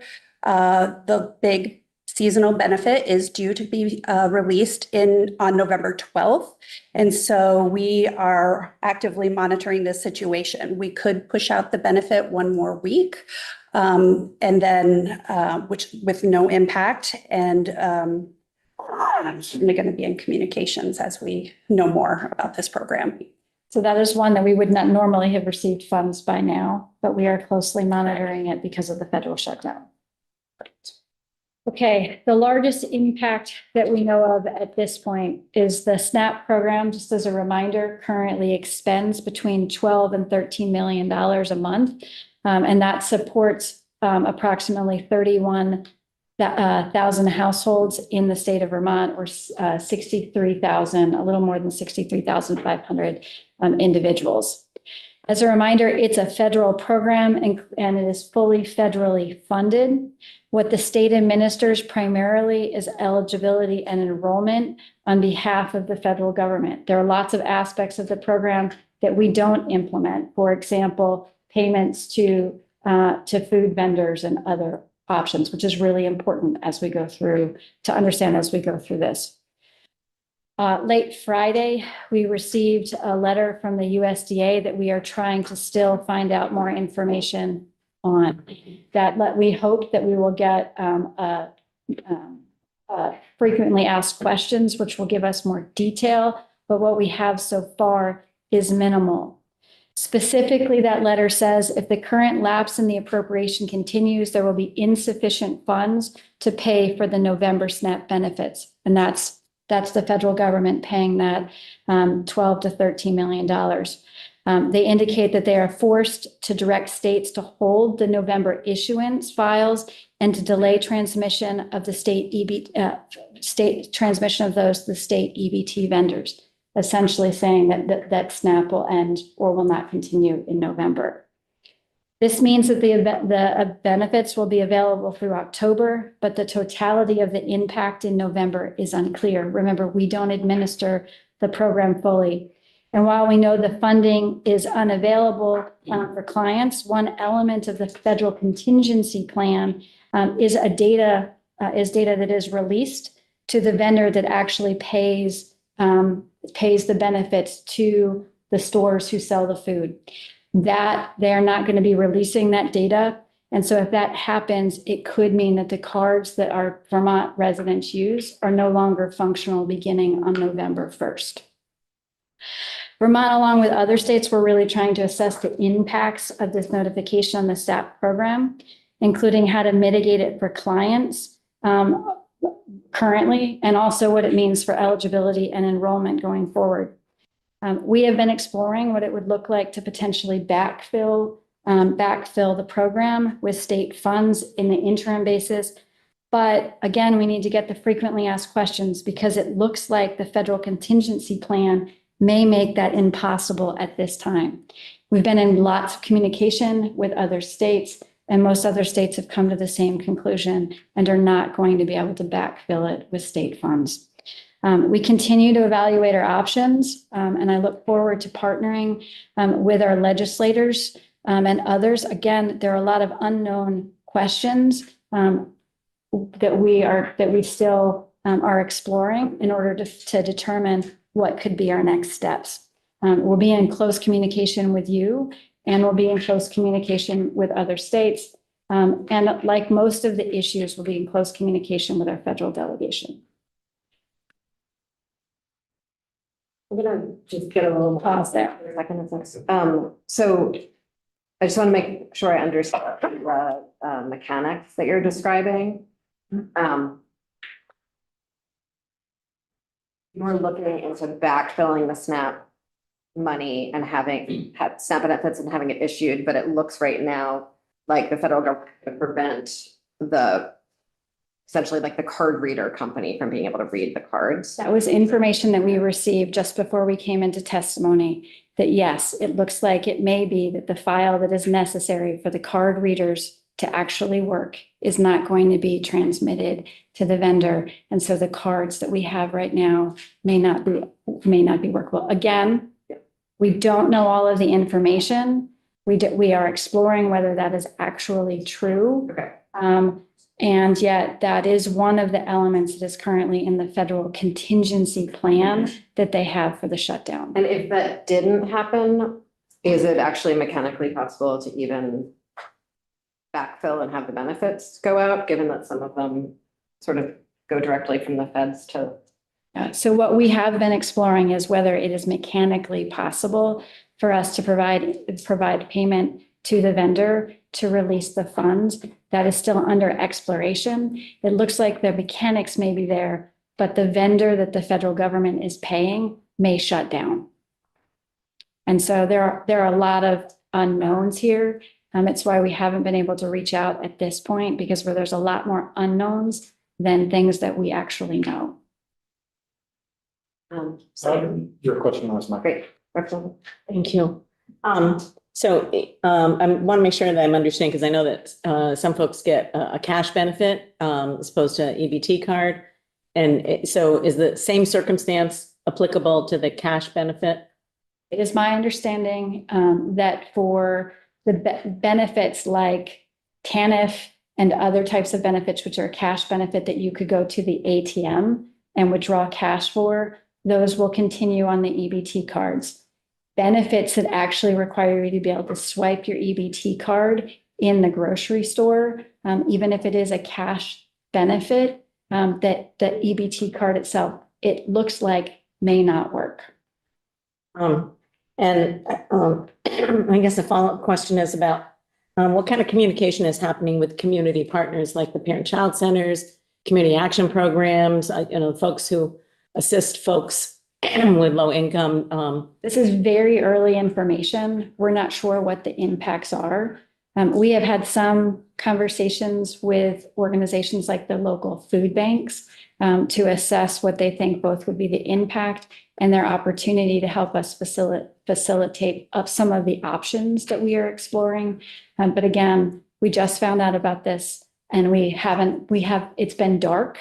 As the federal delegation says, it's very difficult to get clarification from the federal government. So we have been trying to get the information before we raise alarm bells with our community partners, other than those who might be a part of the solution. Thank you. And then just one final thing. I think, it's really important, particularly around these benefits that are, things like food, to make sure that our federal delegation understands that, come November, people may not have money to purchase food in the way that they are expecting. We acknowledge that and we agree. I was disappointed. And so that the federal delegation didn't feel like we were actively communicating. We meet with them regularly with agency representatives. And so we will work to increase that communication, particularly when we have things that we know. Thank you. One thing, Senator Lyons, I think part of the reason for this meeting is that people are scared everywhere. And I think even when we don't have certain information, even communicating the parameters of the uncertainty can be really helpful. Because in these moments, I think everyone's always assuming the worst right now. So even understanding what your process is might be helpful for community partners, even though it causes a lot. Sometimes it can cause more chaos in the short term, but I think it's reassuring in the long term. Yeah. Senator Lyons? So that was actually sorry. part of what I was going to say, but honestly, how is it that you're communicating with the federal government? Do you have an individual within USDA or someone responsible for SNAP and EBT who you can talk with, pick the phone up? How is this happening? Because yes. Typically, we have had a direct contact with USDA. We've had challenges reaching them. I'm in communication with the other secretaries from other states. And so we're actively sharing information back and forth from the limited information that we currently do receive. And again, on this particular one, we don't know whether the benefit's going to be turned off. We don't know whether the cards are going to be worked. So I don't want to at this point raise alarm bells because there may be options that we can deploy. We just haven't had enough time to explore what those are. But the time is almost over, honestly, but I agree with you, not sending the alarm out before it's necessary is really critically important. And I'm glad we're being thoughtful of that. At the same time, there are people who will not have the food that they need for their kids and themselves. So having those connections with federal spokespeople or administrators is unbelievably critical right now. Thanks for all you're doing with incredibly certain time. I have another question. I wasn't wrapping up, though it sounded. Oh, that sounded like it. Okay. I totally agree. Can the LIHEAP specifics, I just want to make sure I'm understanding what you were saying. So usually we would have received federal money by right now. And usually that money would go out in November. I heard you say something about how it can be postponed 1 week with no impacts to who and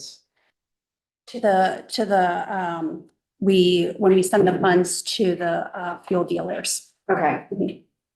Because they all sort of it all starts at the same time. Usually we would receive the funding around now. Correct. It's give or take. Yeah. The uncertainty of the federal shutdown is significant. And my understanding is that historically, a few times we haven't received the money yet, but you have still sort of started the relief to the fuel dealers process before. I believe we have done that in the past. That is correct. And do the wood dealers, does the sort of cash that goes to people for wood dealers operate in the same way as the sort of slightly more formal relationship with the fuel dealers? How is that going? I don't want to get so in the weeds. It is in the weeds. And I think DCF will have to follow up. The wood benefit I know is administered differently. It is one of those benefits that is a cash benefit that is often released onto the EBT cards. Again, it's an ATM cash benefit, so it is not impacted by the SNAP issue. You talked about TANF and VOC rehab and the maintenance of effort, essentially state funds holding you over. How much time does that buy us? Well, we always try to balance the federal award and the maintenance of effort within a state fiscal year. So as long as we get all the federal funding before June 30th, we think that we will be okay from a cash flow perspective. So I'm not sure that totally answers my question. So if we don't have any federal funds flowing in November, TANF funds stopped flowing September 30th, from my understanding. Mhm. So are we utilizing state MOE funds Correct. for October? Do we have sufficient funds to do that for November? I can get the spend of the. Okay, I'm trying to figure out how, I don't know exactly how much our maintenance of effort is, so I don't know how much it. The question is, how long can we go before we have no more? Exactly. Maintenance. Yeah. We can get you that. Okay, thank you. And then I just had on the LIHEAP, and so you're still processing applications as people apply for LIHEAP? Are we still processing applications? We haven't changed any of our application processes. If there's a different answer to that's more nuanced, I can get back to you. Okay, thank you.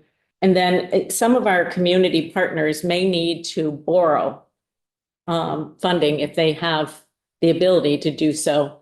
And ordinarily things like interest expense are not allowable things in grant, in grant agreements and things like that, or at least sometimes they're not. I'm just wondering if, for those community partners that are impacted by some of these changes, is there any discussions with them about how their operations are going to be impacted? I'm unaware of any community partners related so far to this shutdown that have come forward to us and requested any support. I'm happy to consider those as they come in, but if you've got somebody specifically, we can take a look at that. But no, as of today, because we're unaware of anybody who has been impacted coming forward to us, I don't have an option to lay out. Okay, so I just was trying to figure out if you're doing proactive reaching out to providers, in the various departments. We have not seen any providers who are yet impacted by the federal shutdown. I have a possible example and a sort of a more specific question. So on the LIHEAP funds, I understand there's still a week or two for you to make sort of a final decision about what you want to do. But what are you thinking about what might happen if in 2 weeks the money is not here? We're currently continuing to evaluate that. As Secretary Clark said, we're looking at what our contingency options are. Can you articulate some of the contingency thinking for us? Because I imagine we would have to be involved in said contingency thinking. I think we can come back to you with some of the contingencies at this point. I imagine that when we get there, likely it's the e-board that would meet to decide those. And it's, I think, nice for those of us on the e-board to have the wisdom of the full joint fiscal committee. That's harder to bring together. And that's part of what I wanted to see if we could figure out today. So maybe even later in the meeting, if that's possible, that would be great. And so do you have carryover from last year's LIHEAP at all? Yes, approximately 2.4 million. Okay. And there's sort of the individual disbursements, and then there's, am I remembering right, that sort of essentially like the extra goes into crisis fuel and is dispersed to the community actions? And how much is that usually? I guess it would be about $5 million.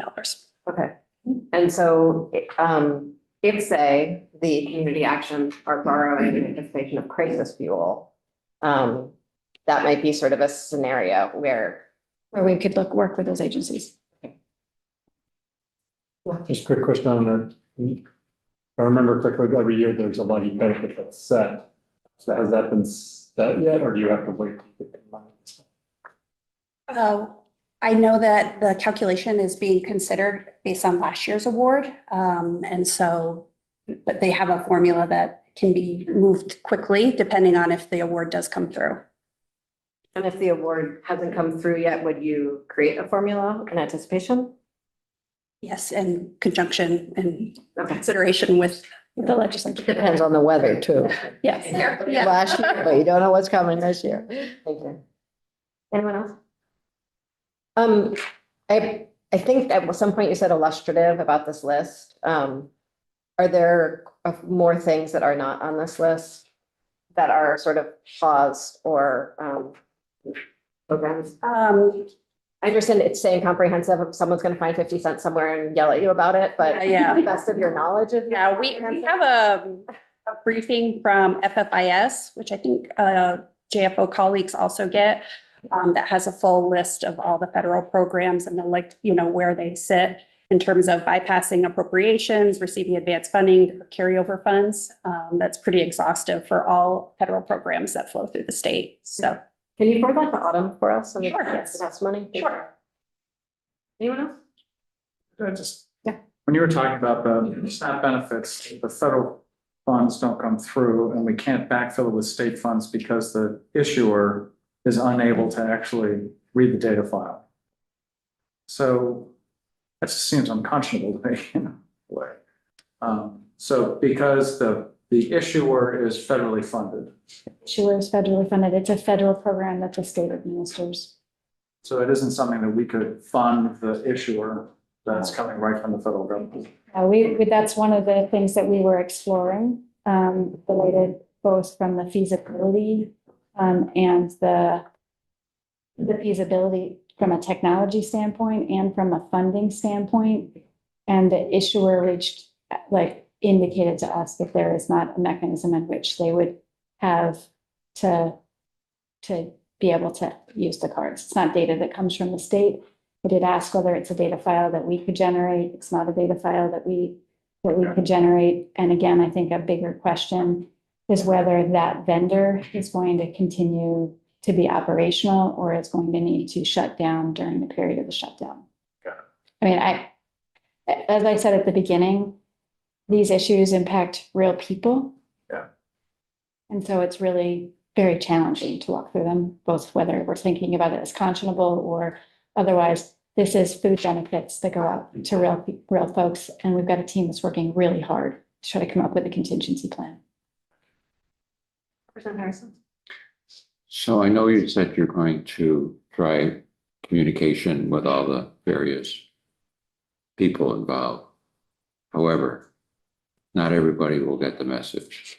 And I can certainly envision on November 1st, people coming to the checkout with full basket of groceries, only to find out that their card is rejected.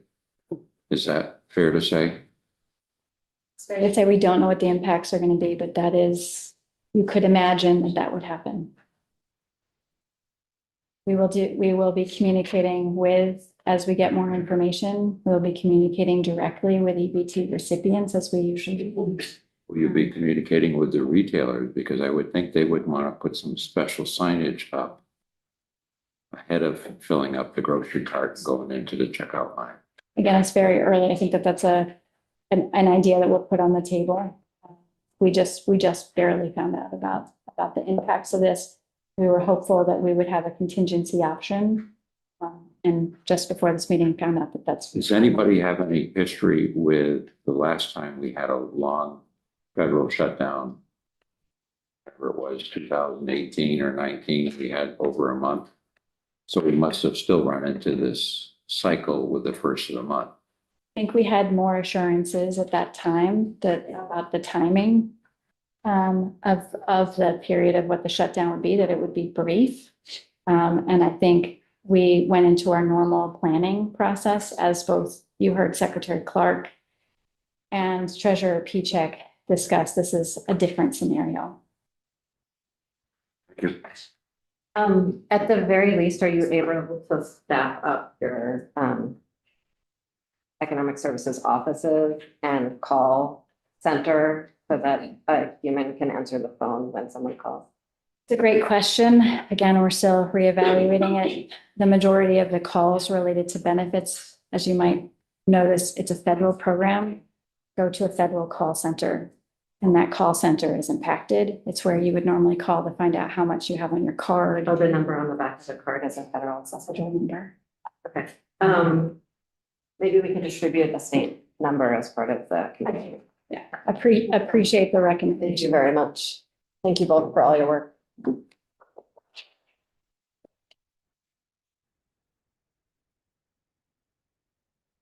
And next up, we have Matt Hoda, representing the School Dealers Association, and then we're going to hear from the community action agencies.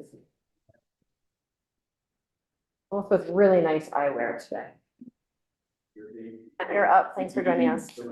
Thank you very much. Excuse me, Paul. Go ahead. This is Matt Coda. My firm is Meadow Hill, and I represent heating oil and propane providers here in Vermont. There are more than 150 certified heating fuel suppliers, and as described by last witnesses, this is about the time where we start notifying our customers about the LIHEAP deliveries, the fuel assistance deliveries, where we anticipate the benefit amount, where the customer service teams at all these companies are ready to apply that benefit to individual accounts and begin the delivery process. We are, the thousands of customer service staff and truck drivers, are a great communications team. But right now, because of the uncertainty, the only thing that we can communicate is that we're not sure what the benefit amount will be and when it will be available.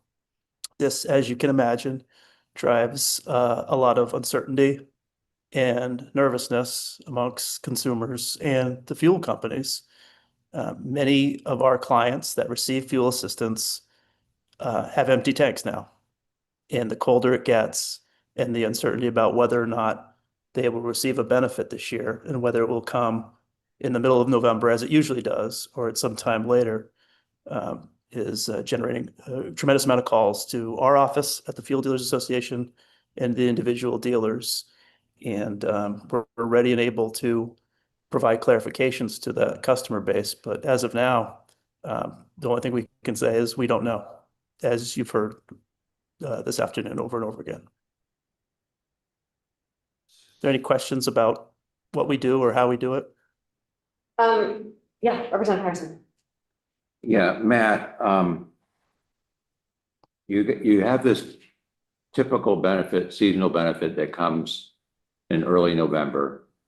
And I assume it's used by recipients to prepay for the season. Are there any scenarios where it could be a partial benefit for part of the season until Washington gets their act together and actually passes a budget, and then we can go on with the rest of the benefit? I mean, does it have to be all or nothing? It doesn't. And that's the beauty of what I think is one of the better, and all credit to Richard Giddings and the Fuel Assistance Office, what I think is one of the better fuel assistance delivery mechanisms, in that they provide a seasonal fuel assistance benefit. That's not all of the money, but it's a good chunk of the money, most of the money. And they can supply the suppliers with the funds that they can that they can credit the accounts. And if there is additional funds, as there has been in some years, due to extenuating circumstances, then that money can be reapplied and they can add another delivery or two, depending on the price of fuel and how much funds are available. So, I mean, reality, in order to run a seasonal fuel assistance benefit, you need, for 15,000 families, in order to pay for at least half of the delivery, we're talking about $10 to $12 million, which is about a little over half of what we receive annually from the federal government. So just to sort of clarify your answer to Representative Harrison, I mean, partial still needs to be a full tank for, like, enough to cover a full tank for everyone, or it's Well, the minimum delivery. Third exercise, yeah. That's right, Representative Corr. Minimum delivery is usually 100 gallons, 100 to 125 gallons. So yes, when funds are less than that amount, the consumer has to pay for. Fuel assistance doesn't pay for all the fuel for the entire season. In the best case scenario, it pays for half. But certainly a seasonal fuel assistance benefit that would pay for a delivery of 100 gallons or 125 gallons is important. It gets them through the holidays. It gets them on a budget plan. And most importantly, because for some people, this is a benefit that they've experienced not just for the first time, but for many years. Many go into the heating system, go into Halloween with an empty tank. November 1st is when you're allowed to make the first fuel assistance deliveries. That's when they get their first full tank. So our concern for our customers is that if there's still uncertainty after Halloween over whether or not there'll be assistance, we'll be scrambling to ensure that we work with them to make sure they have heat before Thanksgiving. Okay, so related to this, and maybe I should have asked our congressional delegation, but do we know if the continuing resolution that the majority party put on the table, does that include full LIHEAP funding? I understand there's a difference of, you know, how do we solve the healthcare and the premium assistance, but the other parts of the budget, is LIHEAP fully funded in that CR? It's my understanding that both the House and Senate versions of the CR had, I don't know if it was the same amount, but they both had funding for the LIHEAP program. Okay, okay. That's helpful. Thank you. It is. Matt, you have some of the more institutional memory around this issue, actually. And so I'm curious what your experience has been in past years when the federal money hasn't been fully received at the state level. The benefit has still gone out and how that's worked on your end. Yeah, so one of the most important parts of this program is the ability for the customer service staff to communicate. Yes, the Department of Children's and Families, the Fuel Assistance Office can deliver mails and emails, but we get calls directly to the office saying, when can that fuel assistance benefit be delivered? And the answer is always on November 1st, we can start delivering. Those are the rules, those are the certification requirements. That said, sometimes the money doesn't come until the 15th or the 16th or the 17th. And that's okay, as long as we know that it is eventually going to arrive by ACH deposit into the bank accounts. This year is different, quite frankly. It's uncertain whether or not, even though we've been able to do deliveries before the money arrived, we had strong assurances that the money would come. And I can't give anyone that assurance, any of the fuel dealers or their customers, that assurance as we stand here now. Thank you. Yeah, Representative Kimball. And I was just wondering if you could walk us through the process. So the ACH deposits that come in, is it per customer with their account number on it? That's exactly right. So fuel dealers, 150 plus of them, who are certified, not all are certified to deliver heating fuel assistance, receive an Excel spreadsheet or a CSV file with every single customer and their address that has been qualified or certified to receive fuel assistance, along with the specific benefit amount and fuel type. That gets inputted into each dealer's customer service equipment, is their computer system, software system. And then the consumer gets notified shortly thereafter or concurrently about what their benefit amount is, whether it's $558 or $998, whatever it is. And then once they have that information and the deposit, then the fuel companies can go out and deliver the fuel. Sometimes they get that information before the ACH deposit. Sometimes it happens before, but it's all within a 48-hour time frame. And as soon as the money hits, that's when they want to make those deliveries as fast as possible before it gets cold. Because once it gets cold, they get busier. And when you're busier, it's a little bit harder to reach all the rest of the customers as well. Remember that fuel assistance represents, well, for some, choose not to be part of the program. For most, it's about 5% of your customer base. Okay, thank you. Yeah. For the clarification, to remind me, Matt, that there's the dollar benefit that the dealer gets. Is the first delivery, do they just draw it down 100%, or do they try to budget it where they're like, we're only going to let you do 50% of the cost of the delivery, or do they just apply it to the delivery and then when that money's gone, it's gone? That makes sense. That's right. So if you receive $558 benefit as a fuel assistance consumer, the fuel dealer would deliver as much as they can fit in the tank, and then what's ever left over, that would be applied to their next delivery, and the customer would be responsible for any money that the fuel assistance doesn't pay for. If for some reason there is more money is deposited than fuel actually delivered, then that money is sent back to the state, and that's part of that carryover money, that $2.2 million in carryover money that was just referred to. So if it's a cold winter and they use that up before winter's over, then they apply for crisis fuel. assistance? And then if you get to that pot of money. Yes, they could have one crisis fuel assist, but generally speaking, the fuel assistance benefit doesn't pay for someone's entire season. At best, it pays for half. Matt, we're gonna hear from Josh Davis at the Community Actions a little bit about sort of the human impacts of this, but I'm wondering, are there safety impacts? You know, I know lots of folks in my community, when their fuel runs low, will just go on sort of a, you know, go down and get some diesel from the gas station to pour in. And so I'm wondering,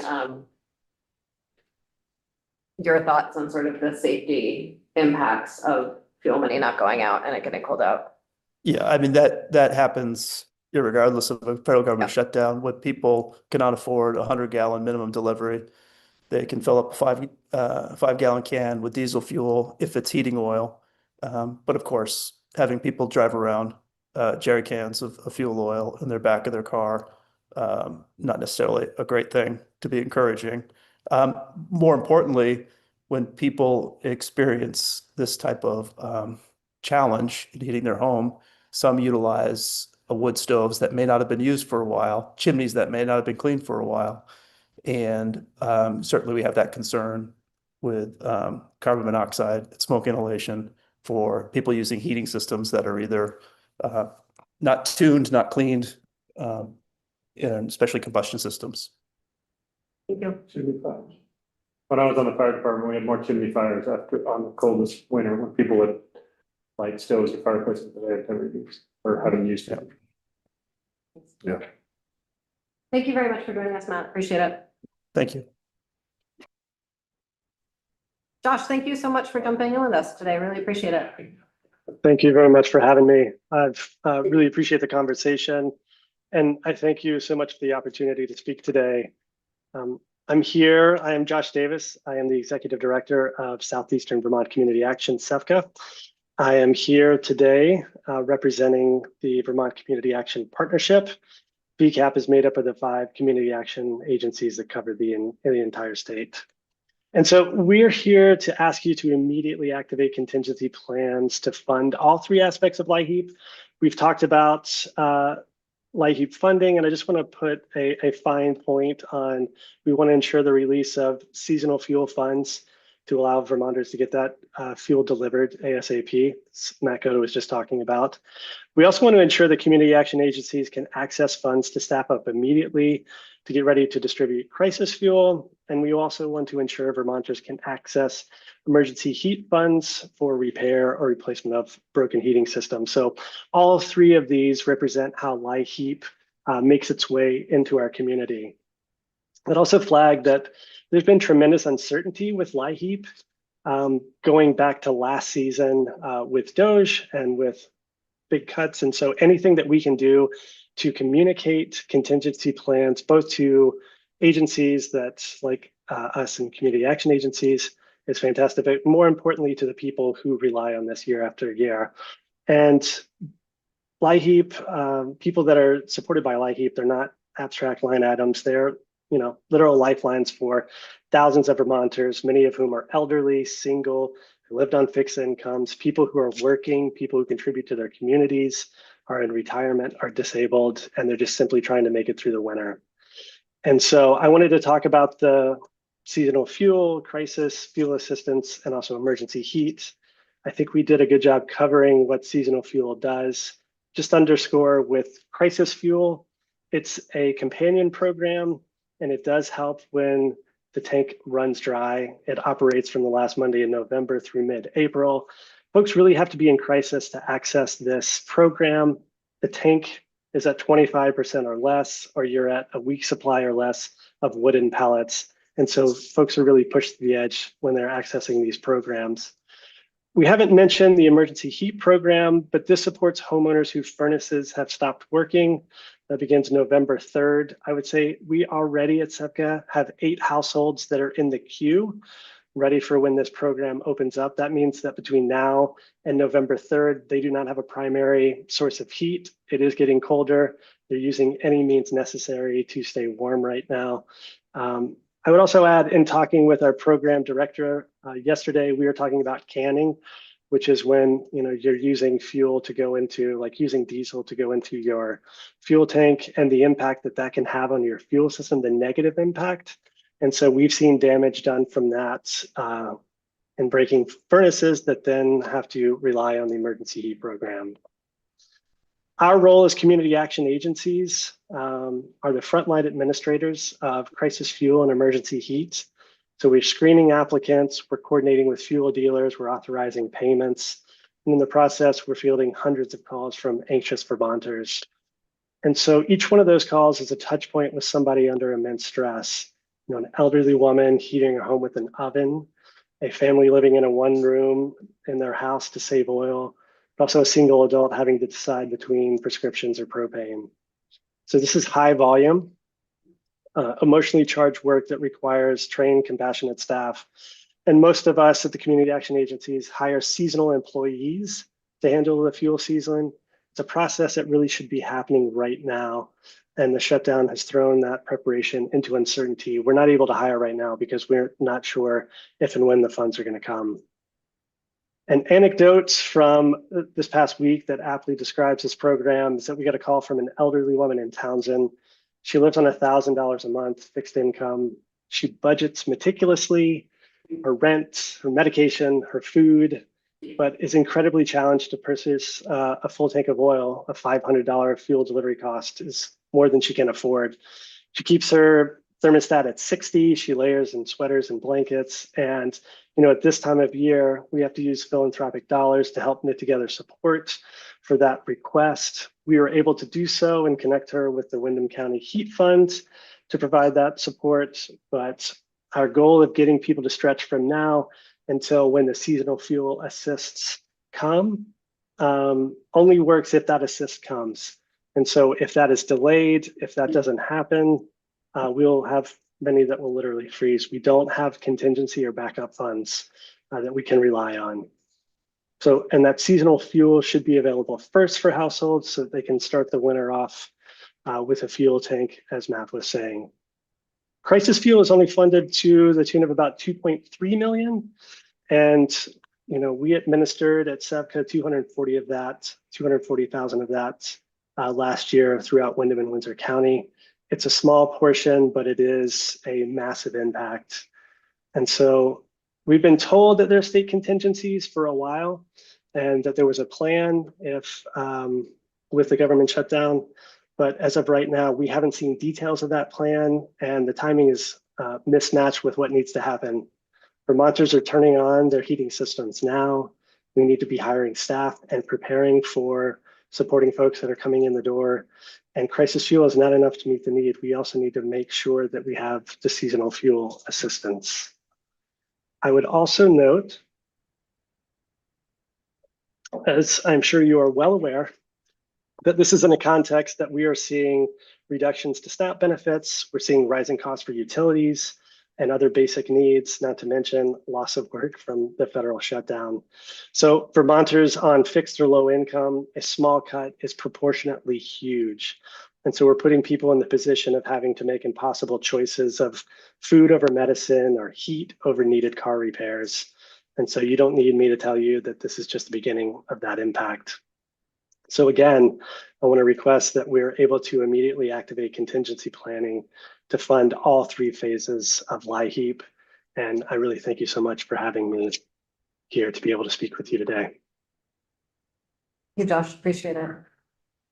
I live down in the Banana Belt, as everyone reminds me, and I was reminded this actually today when I got here and was incredibly cold compared to how I felt at home, but I've already lived my woods of this year. Anyone have any questions for the community action agencies? Yeah, Representative. Thank you for being here, Josh. I'm just wondering, what's the communication line between the community action agencies and DCF at this point in time? I heard you say that you've been told there's a contingency plan, but really haven't seen the details. And it's now whatever date we're in October 16th, and November 1 is right around the corner. So I'm just wondering what kind of regular communication that you're having. We're not hearing much beyond what you just reiterated back to me. We've been told that there's a contingency plan. We haven't seen details of that. It was unclear to me. I was able to listen in earlier when AHS was presenting Secretary Samuelson. It's unclear to me if they're saying that funds will be released or if they won't be released, if partial will be released. Any information that we could have that we could pass along both to our staff but also to clients. People are nervous, people are stressed, people are really anxious. We're not getting great information. And I understand that they're dealing with a lot right now. I'm respectful of that, but also we are also being told that there are contingency plans that have not been shared. Thank you.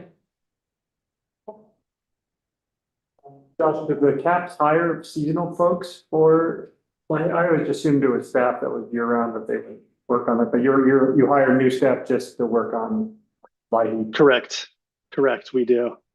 And so you've held up on the, I assume you and other staff have all held up on it this year.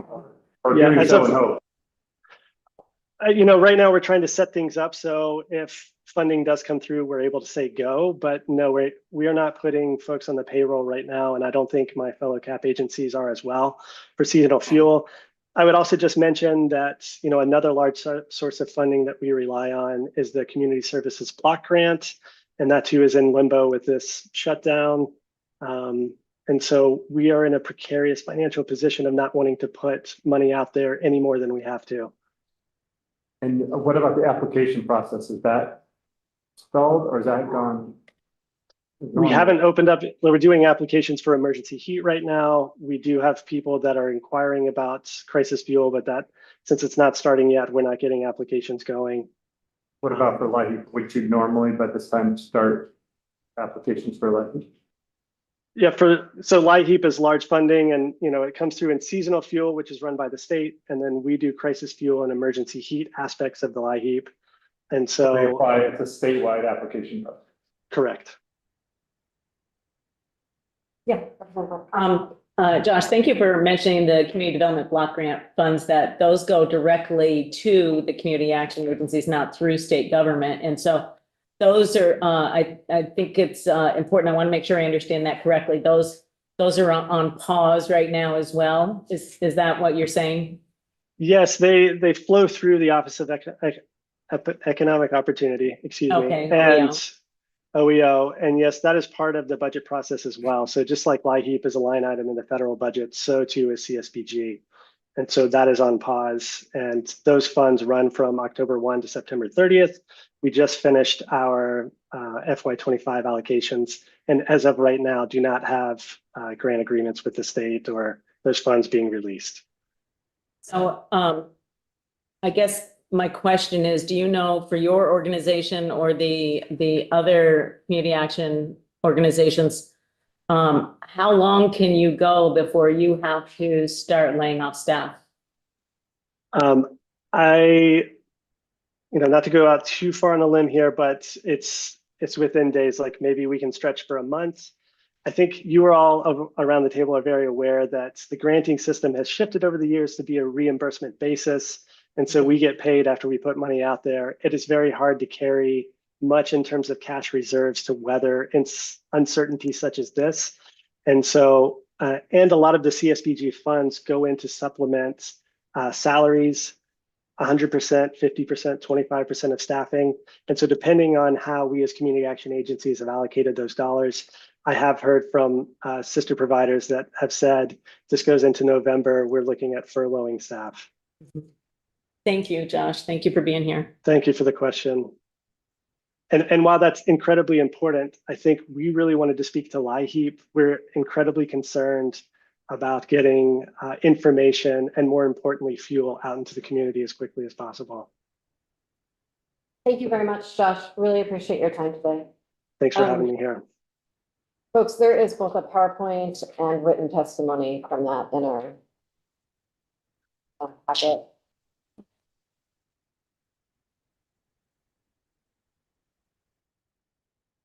I did not schedule it in a break to this meeting. You all are free to get up and walk out for a minute if you need to. can you help me remember that we need to build breaks into meeting agendas? Thank you so much. I really appreciate that. And so we're not going to take a break because we only have 45 minutes left on our agenda, but just thought I would highlight the lack of break for everyone so you can appreciate it fully. So I'm back on the light heat. Yeah. And I forget the wording that's in the budget. Can this committee do anything, or do we just have to wait for the e-board to, swap funds transfer funds if necessary? I'm going to use non-legal technical language. That's okay with you, That works but best for I me. think essentially how we structured things is we didn't, joint fiscal was really sort of asked to be an advisory body to e-board more formally than it is before, but it's still just an advisory role. And so e-board can act at any time without advice from joint fiscal. It's just wanted to sort of formalize an informal relationship slightly more. Okay. And we haven't been brought a proposal either to discuss, but also wanted to just sort of keep joint fiscal in the loop of something that might become an e-board issue. And so maybe you can save a little bit of time for a conversation about it now, or would you? Well, no, I mean, I was comforted to hear that at least it is, some funding is part of the CR that's on the table in Washington. So given that, there's a good chance that when things finally get reconciled, it will be there. It makes it easier for us to temporarily transfer funds to make that benefit continue. But I think, if there was nothing in the CR, then that's a gamble that we would have no idea how we're going to backfill, other than the reserves that we put aside. And the options that the treasurer was talking about. I mean, so it's a bigger discussion. Yeah. So there are a number of places we could draw money from, and you're But fairly that's the assured that e-board, it's right? likely temporary. Yeah. Chair, did you say we were gonna have a discussion about this? We can if you have things to discuss. Well, I I wondered about, since this committee, not likely, our next meeting is November Mhm. 13th or something, right? So if we're not gonna meet until after. This For will us, be decided. Right, so is, So the e-board hasn't met on like 2 days' notice before. right, but we probably wouldn't do that, so. Mhm. Is there an opportunity for a motion to be considered a recommendation from this committee to e-board about lighting? I think so, sure. Would you like to talk about that later or not? Do you feel prepared to do that now? Good. Okay, let's do it now. Well, I would like to make a motion that this committee recommend to the e-board when they meet to appropriate funds in anticipation of being the general fund being refunded, those funds from the federal lighting program, the funds necessary to fully fund lighting for the fiscal year. Fine, Charlie seconded, but I just pointed that, I got the impression, I did reach out to Matt Coda this morning to get a little background for myself. And I got the impression, and I know it's in the presentation a little bit, that with the 2.4 million of carry forward funds, that they're probably looking at 10 million that they need to get it going for November. I may be missing something, but I guess I would feel more comfortable of wording the resolution or suggestion to for the e-board to consider a transfer of funds from the reserve put aside, or that we did the 50 million or whatever it is. The overflow reserve. The overflow reserve. That's not what it's called, but something like that, yeah. And leave the amount to the e-board to figure out what that number is. Is that a, you accept that friendly? Okay, great. And I think it's important to clarify that there's the seasonal fuel that goes out to the fuel dealers. That's one amount. And then essentially the excess goes to crisis fuel, which is sometimes needed almost immediately. And I don't. And that's a great thing for, that's a great thing for joint utility And initiative. I just don't have enough information to put a number on it. That's all. I'm just wondering if it might be helpful to wait to the end and give us some time to get it drafted. We have, I think there's We do 30 that? minutes to the end. I don't think we have to draft. I think it's a this is fairly informal advice that we're Okay. giving. So it's just that, like, the folks at this table think that the representatives from this table that go to the e-board meeting should take that advice, is the tenor that I am taking this. And the four of you that are on the e-board can decide to listen to. Or not. I mean, because we'll also have more information at that time, right? We may have No. different information. We're going to be on the record for voting. I think there's also a question about, is the crisis fuel the only money that is LIHEAP the only fund that more money is going to be needed for at that point too? I think that's part of what the administration is trying to figure out. Are there other places we're going to need to transfer emergency funds? I would say what we heard is off the cuff in about food assistance. Yeah. And I, for one, would be very supportive of, if they do find a path forward with food assistance, that food assistance would be my number one worry. Barry's looking here, but probably because I usually have something to say. Yeah, I think you took off her. Okay, so I appreciate Senator Westman's observation, and I guess I would hope that our recommendation could be inclusive of food and fuel in terms of action by and there may be avenues, more clear avenues for fuel than there are for food. But I think that the recommendation that I would like to, make sure that we make as a group is that they're exploring, that the e-board explores all alternatives and, potential use of funding and other mechanisms to get food assistance to individuals. We put prioritize in there. We don't need to do that. I'm just getting some advice. Okay. No, the people sitting here who are on the e-board are hearing this discussion. We've also heard that there may be options about how to provide funds from AHS. We heard from the secretary that they're considering that. So there's a lot going on. I think that we feel very strongly about food and fuel. That's really what we're saying, and that should be considered. Thank you. Did you have something you want to say?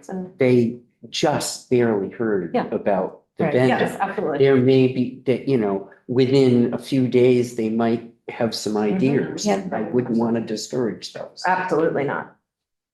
Anyone else? Does anyone disagree? Does anyone disagree with this recommendation? All those opposed? Great. All those in favor? Great. Thank you very much, everyone. Appreciate the shift there. So we, I was gonna say, good luck for whoever's taking minutes to put that in writing. I believe that was a unanimous aye. Do the right thing. Yeah. Appreciate that, everyone. So the second to last agenda item we have, we still have two left, really, three left. And so we're gonna go fast here. I'm so sorry. We're talking about premium assistance changes. Really encourage anyone who wants a little bit more meat from this agenda item to go back and watch last week's ATROC meeting. The very end of the meeting was sort of more about this. And so first we're gonna hear from Adeline Chamello. Oh, there you are inside the Zoom. Hi, thanks for joining us. So we're talking about premium assistance changes, and then we're talking about Medicaid changes. The way I was thinking about this section of the agenda, folks, is that essentially we'll hear from Diva about sort of the administrative side of this and what it looks like to administer it. We would hear from the care board about what they see as the impacts to the overall system of care, the financial side of the system of care, and then close out on the impact to individuals with Mike Fisher. We're going to hold all questions until the end because we just have a few minutes. Addie, thank you very much for joining us. Really appreciate your time today. Thanks so much for having me, Madam Chair and members of the committee. Pleased to be here. For the record, my name is Addie Strumlow. I'm the Deputy Commissioner for the Department of Vermont Health Access. I'm wondering, I had prepared some kind of background information about the subsidies. It sounds like maybe I should skip through that and go straight to the administration and kind of operational portion. Does that sound right? If that's okay for you, that would be great. Yeah, that sounds good. It's probably redundant of what you maybe heard already this afternoon or at HROC, but for context, so I oversee eligibility enrollment into the healthcare programs here at DIVA, both Medicaid and the health insurance marketplace or exchange, known as Vermont Health Connect. And that is where people can go to get the enhanced premium tax credits or premium assistance or subsidies. Those are interchangeable terms that we'll use today. And I think I'll just mention that we worked hard to advocate for an extension of these really critical kind of financial tools for our members, but also to carry a message that an extension would need to happen this summer to avoid negative consequences in the marketplace. And that, of course, did not happen. So now we're on the doorstep of our annual open enrollment period for qualified health plans in the marketplace. This begins on November 1st. And we're aware, as I think you maybe just heard this afternoon, that the continuation of the subsidies is part of the negotiations happening in Congress to reopen the federal government. But of course, we have no way to know at this moment if they will be extended. So with that context and really uncertainty in mind, we're moving forward on two tracks. The first is open enrollment planning based on current law, so assuming the expiration happens. And then the second is contingency planning for the possibility of an extension. On the first track, we've started a really enhanced kind of public outreach campaign more than we would in a normal year around open enrollment to ensure that Vermonters are aware that their premiums may increase next year. It's a really challenging message, but we want to be as transparent as possible. So we started with postcard outreach this summer and the launch of an informational website. We sent direct notices to impacted members last week, and we've launched just yesterday the plan comparison tool online, which is where people can go shop and look at updated eligibility information to see how much their net premiums will be for 2026. Issuers then send notices later this month with the 2026 information to each household. Open enrollment itself runs from November 1st to January 15th. The first invoices will go out from issuers in early December, showing again that kind of increased premium. And then the deadline to make changes for January 1st coverage is December 15th. So those are kind of the mechanics of open enrollment itself and what we're planning for. In parallel, we're striving for an unprecedented level of operational flexibility in the event that Congress does act to extend the enhanced subsidies. So we've worked through various scenarios to update the system rules and to rerun eligibility as late as December. That will not be pretty, given all of the communications challenges and having to kind of re-message everything. But I want to commit that we'll do whatever we can to get these subsidies to our enrollees if they do become available. But of course, the later it happens, the more damage is done. And if the tax credits are not extended, we know that people will be struggling and we expect Vermonters to drop coverage. I think you'll hear more about that from Green Mountain Care Board colleagues after me.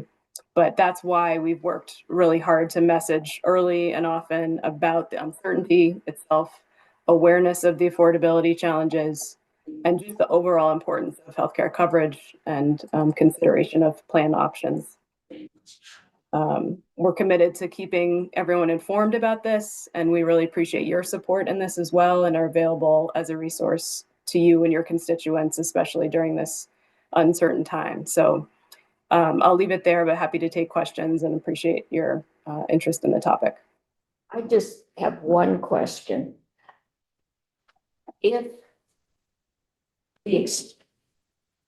the extension of the credits doesn't come through until mid-November or after the deadline, I think we know we're going to have a significant number of people who will drop their health insurance. It seems like we need to have a contingency plan for that, because if they can't enroll at a later date, they've got a whole year before they can enroll again, correct? And that could be catastrophic to some people, to the system as a whole.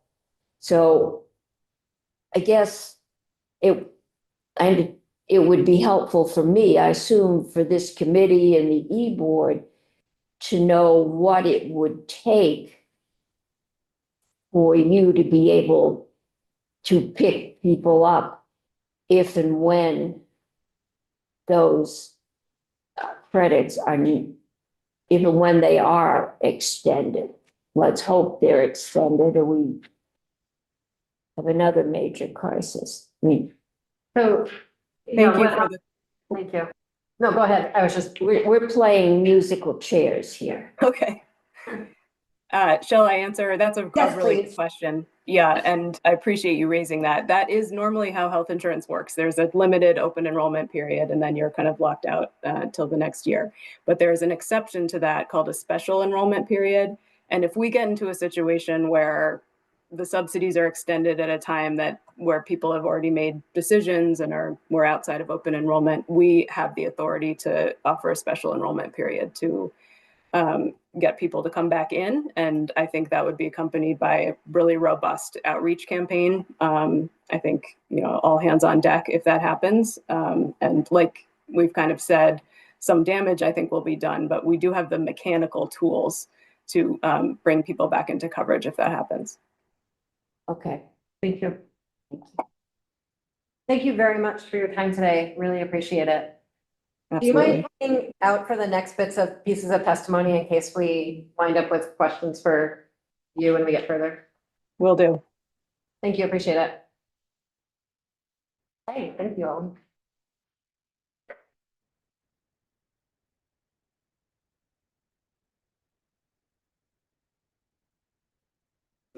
Good afternoon. My name is Owen Foster, the chair of the Green Mountain Care Board. And my name is Emily Brown. I'm the executive director of the Green Mountain Care Board. Thank you both so much for joining us. Madam Chair, how long would you like us to speak for? I feel like 6 minutes or so. Here we go. Great.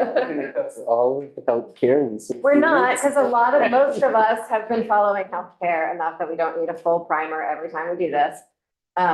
And we all are capable of doing homework afterwards to catch up with the parts of the presentation that we missed.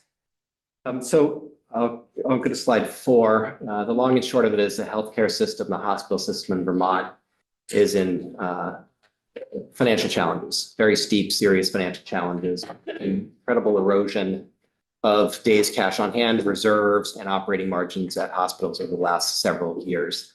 That trend is continuing, and it will be accelerating if we lose the enhanced tax credits. Blue Cross and MVP estimate between 12 and 17% of their QHP insured lives will leave the market. If they leave the market, what that means is those people don't have insurance to pay for healthcare by and large.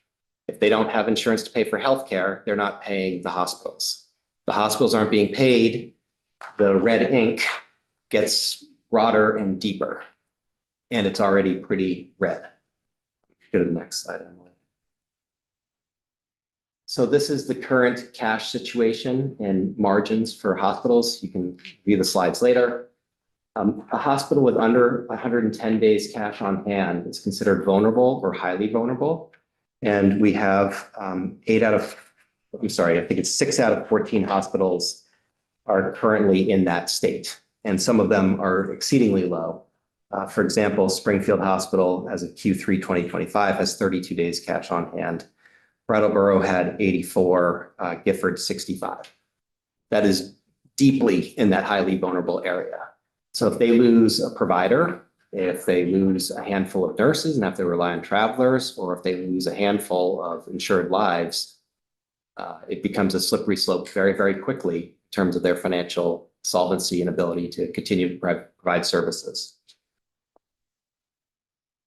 What the Green Mountain Care Board, at the same time, I think everyone knows here, our insurance premiums are way too high. And if we lose the enhanced subsidies, they skyrocket, as Ms. Van Hayes said. They'll go up 4x for a lot of people.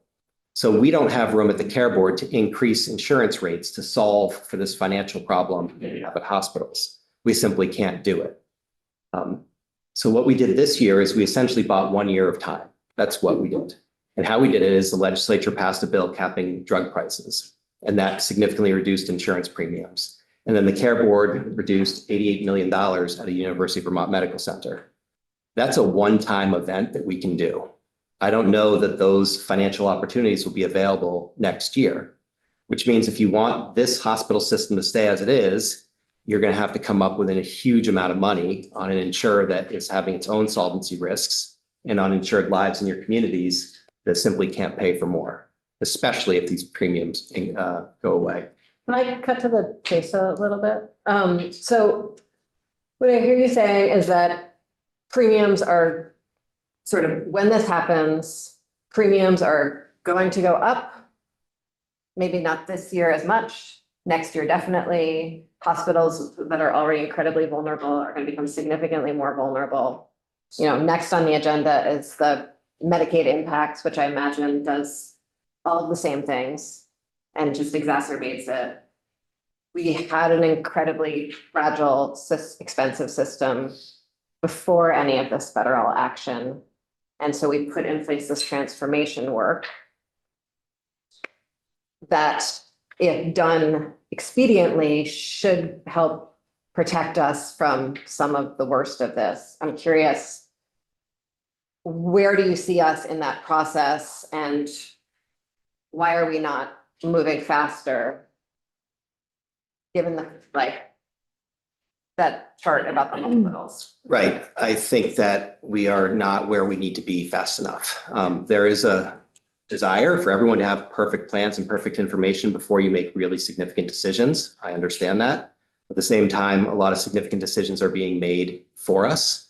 So if you look at the changes that have already happened, we lost birthing I think we're very likely to be losing birthing at Copley, maybe at other hospitals. UVM closed a primary care clinic, dialysis, brought it back, and mental health, right? So the decisions are happening. It's a question of whether or not those are good decisions for that institution, which they may be, but very detrimental to population health and affordability and for access to care, right? So they might be in the interest of that organization, but not the system. So yes, the Care Board has been pushing hard for years for a system-wide transformation solution. There's one slide I do want to focus on, slide 8. So the green bar is how much money we spent as a percentage of our healthcare spending in 2018, and the blue is 2022.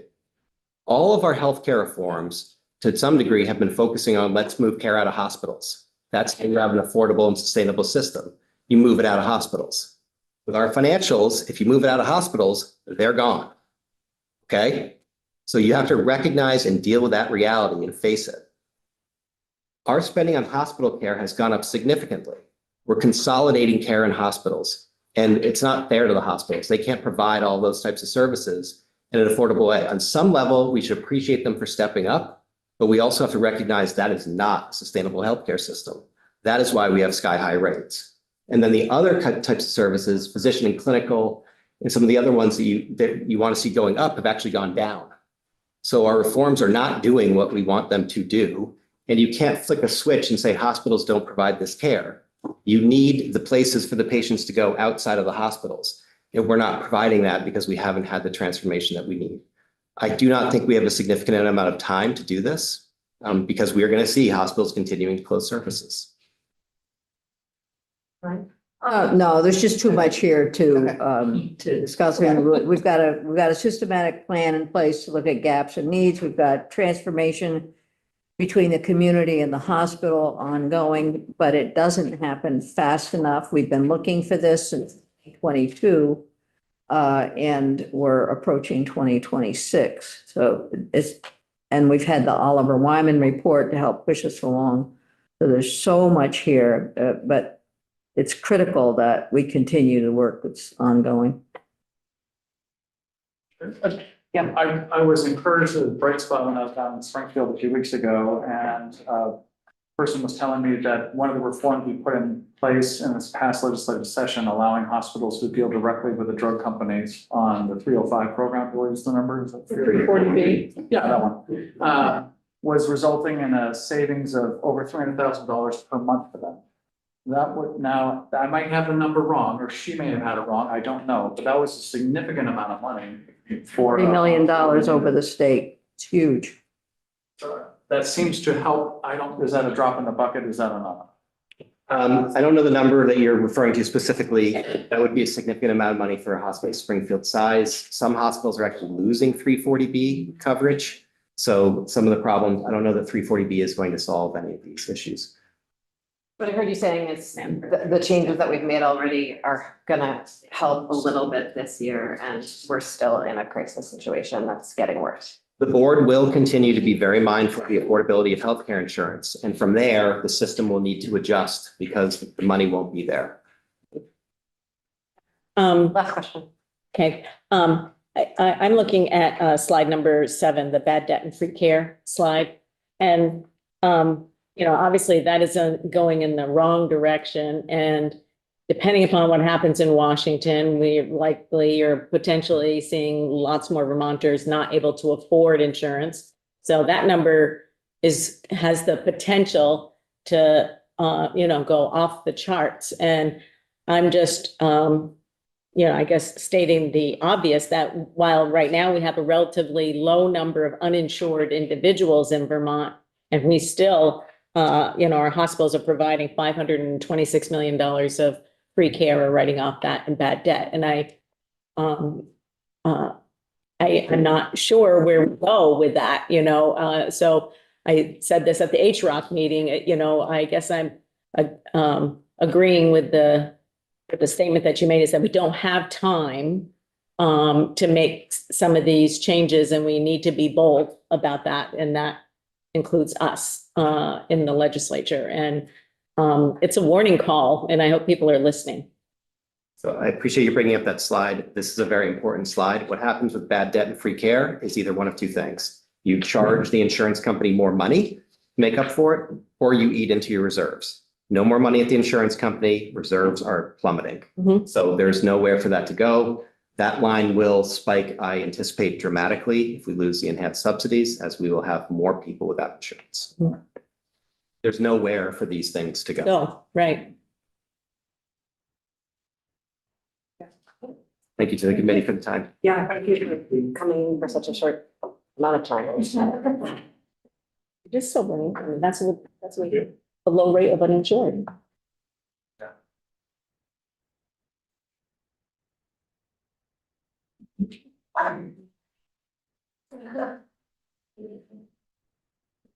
Good afternoon. Cheers, the chairs.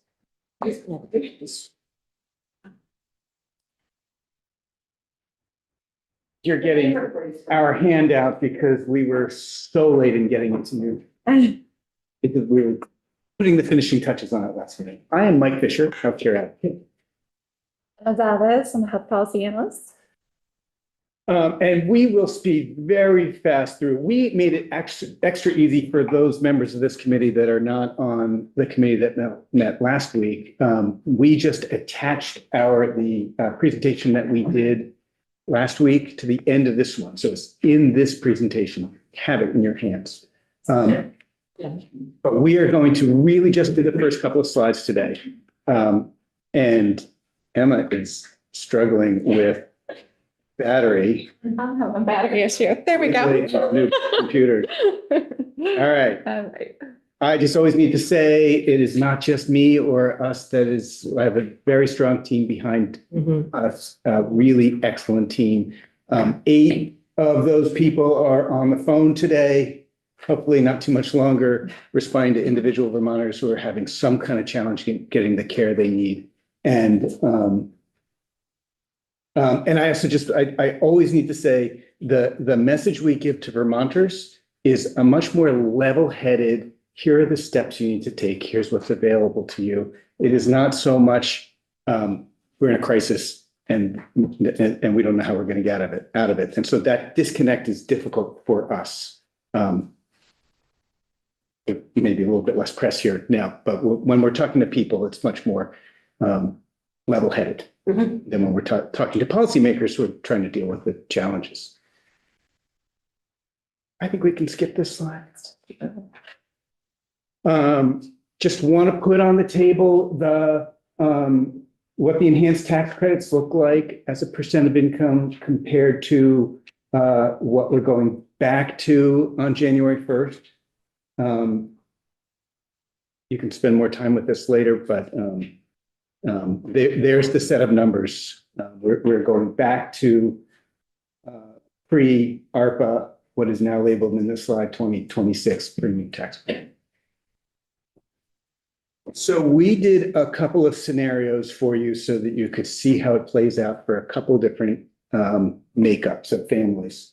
And so I'm not going to do the details of each of these, but this one is intended a little bit to show what a lower income individual is going to experience. You'll see that in 2025, they had a $0. And by the way, when we say $0, we mean close to zero. There are a few costs that are outside of this. So we're talking pennies. They have a next to $0 option for both carriers. And you see that they have a $0 option for MVP in 26. And I really wanted to put this slide on the table because we really want to make sure people know the costs, and this was brought up last week, the costs between the carriers are not the same, and the way tax credits are determined are based on an MVP plan. And that results in some higher costs for very low income families. They have an option to move to MVP. We find that people don't tend to shop at these incomes. But we just really want to just keep saying that out loud. So here's a family of 3, 2 parents and 1 child at 323% of the federal poverty level. And again, you can see the price variation between the 2 carriers. And if you do the math between the financial help, the financial help line and the MVP gold line, they're about the same. They're $1 off for some reason, but they're about the same. So, while it is a slight increase for this family, if they go to MVP, it's a significant increase for this family if they stay on Blue Card. Anything else you want to say about this slide? No, I think the best slide's yet to come. All right. Can't wait. And here's a family of 4 at just over 400% of poverty. So here's the cliff. So this family is going to experience a $32,000 loss in premium tax. Did I say that right? Yeah, a lot. A lot. I'll just say out loud, because we're talking about modified adjusted gross income, there is some ability of people to have a little wiggle room about how affecting what is countable here. But we're talking about a 30% of their income going towards premiums. A note that that's a little bit different than the numbers you heard earlier. I suspect that Senator Sanders' office may have used a silver plan. Some of you probably know that gold is less expensive than silver here in Vermont. And so we use the least expensive option. So the other statement I want to make is just a recognition of how do people make this decision? And I think everyone knows this intuitively, but let me just say 15% of an average population has no claims. They don't go to the doctor, they don't get even a checkup. And the least expensive 15%, the most expensive 5% spends about half of the healthcare dollar. So when you present a problem like this to a family and you say your costs are going up tremendously, they do some calculation. Now, obviously, anyone of that 15% who spends no healthcare dollars can have a bad accident or a bad outcome, a bad diagnosis, and land in the expensive. But those expensive folks, those people, they're oriented around their care. They're living with chronic conditions. They know that they need healthcare. And so when you present a problem like this to a family, they make decisions based on their predicted healthcare needs. And so this will lead to a substantial number of people dropping insurance. And yes, some of them will get sick and some of them will need care or get accidents. And those costs will predictably land on providers when they can't pay the bill. And we're going to lose healthier people from the insurance pool. I'm wondering if you all would like to, you two, rather than getting up and sitting back down again, to just like switch over to your other agenda item of impacts of Medicaid. Yes. So we didn't produce new slides for that. It's in the old slides. And I think rather than doing the details of it, I think I just want to speak on a high level for a minute and say, the task in front of us, task in front of Vermonters who are needing Medicaid and those who help Vermonters, offices like us and state government is immense. If we are to avoid losing many Vermonters, we're going to have, this isn't all hands on deck dynamic. The move to twice annual redeterminations and the work requirement in particular are a huge hurdle for our Medicaid office and a huge hurdle, will be a huge hurdle for Vermonters. And so we really just want to say we're going to have to step up in a different way. We believe, as an advocate, that we're going to have to step up in a different way to support Vermonters through this. Otherwise, we're going to lose them to the Medicaid rules and have more bad impacts on the system. When we launched Vermont Health Connect, I was here, I was in your seats, and we did have federal supports to do it, but we were able to hire navigators around all over in our communities. Even the chamber reminded me that they were a navigator, which is a funny dynamic. And so we know we don't have those federal dollars now, but I think we need a similar approach to be able to make sure that Vermonters have access to the supports they need in their communities, at their community organizations that they're naturally connected. I'll just say, if you want to do a deeper dive, slides 19 and 20, or pages 19 and 20 of your PDF are the ones that outline some of the major changes in Medicaid that are coming. Thank you. Really appreciate your time. So don't have page numbers then? Well, you'll have to. Thank you. Wonder if the AHS team in whatever configuration you would like when I come talk about Medicaid. I think there are a couple of people online. Yeah. Okay. Thank you. Thanks for spending the afternoon with us. Thank you for having us. I wish it was on more energetic and helpful topics.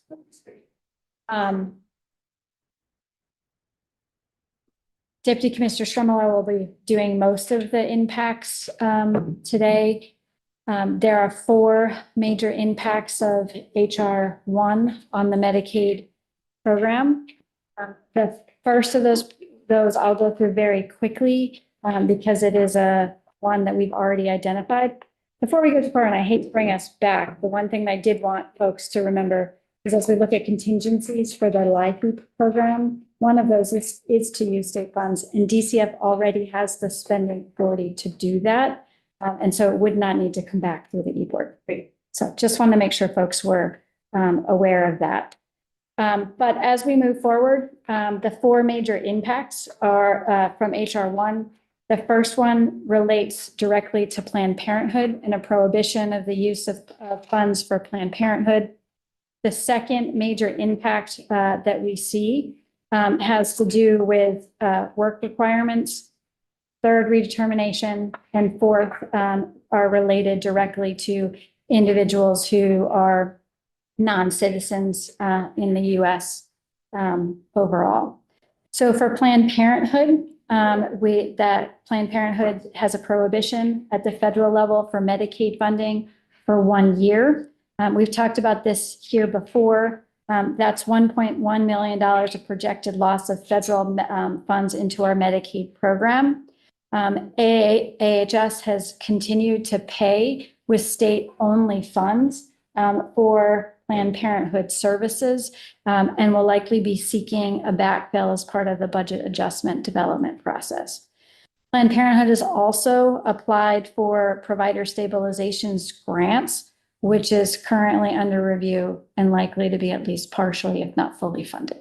So the Planned Parenthood one, we have, just like we talked about before, when it came up, we evaluated it, we looked at what our options were, and we put in place these contingency options. Am I allowed to ask questions now? It's your overtime in the meeting if you do.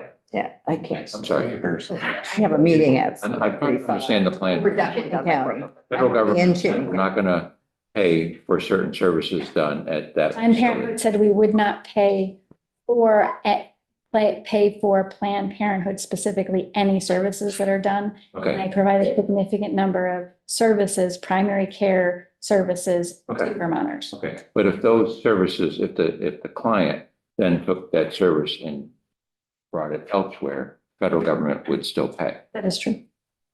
Okay. So the major portion of our conversation today, though, are around the impacts of the other three changes. And so operationally, it is Deputy Commissioner Stromolo's team that are going to implement those. So I'm going to turn it over to her to walk through what our operational changes are. And right before you jump in, I just want to name that I would love the committee's help in sort of when we talk to our colleagues. I think a lot of people understand the impact of Medicaid losses to the individual losing their health insurance. I think a lot of folks who aren't very budget oriented don't understand the impacts to community partners in the state of having fewer Medicaid eligible people with Medicaid dollars written large. Like the school's ability to charge Medicaid, et cetera, things like that. And so that's something I think would be helpful for us to start getting our heads around as a body a little bit more. Addie, the administration side, so maybe we can prevent people from leaving Medicaid.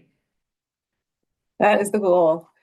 Thanks for having me again. It's Addie Stromolo, Deputy Commissioner at DEVA. And thank you to the Secretary for that overview. I am going to focus on the items that she just mentioned. But first, just wanted to take a step back to say that the Budget Reconciliation Act, or HR 1, has really far-reaching implications for enrollment in both Medicaid and the health insurance marketplace, as I think you just heard from the healthcare advocate. And we manage the door into those programs, as I said before, and so have the kind of administrative and organizational task of implementing many of those changes. As we move toward implementation, we're thinking about this work, the implementation of those healthcare eligibility and enrollment provisions in HR 1 in 3 phases. And I'm just going to briefly summarize the 3 phases, and then I'll focus on the Medicaid rule changes that I know are the requested topic for today. Phase 1 of the implementation is happening now. It relates to restrictions on non-citizens' eligibility for the marketplace. Specifically for open enrollment this year, there are 2 changes. DACA, or Deferred Action for Childhood Arrival, recipients are no longer eligible for coverage through the marketplace. And then lawfully present individuals with incomes under 100% of the federal poverty level are no longer eligible for premium assistance. So we're doing direct outreach to impacted members now on those. There are about 50. Phase 2 of the implementation is the one, as I said, I'd spend the most time on today. And that comprises 3 significant changes to the Medicaid eligibility and enrollment process that will be developed and implemented during 2026.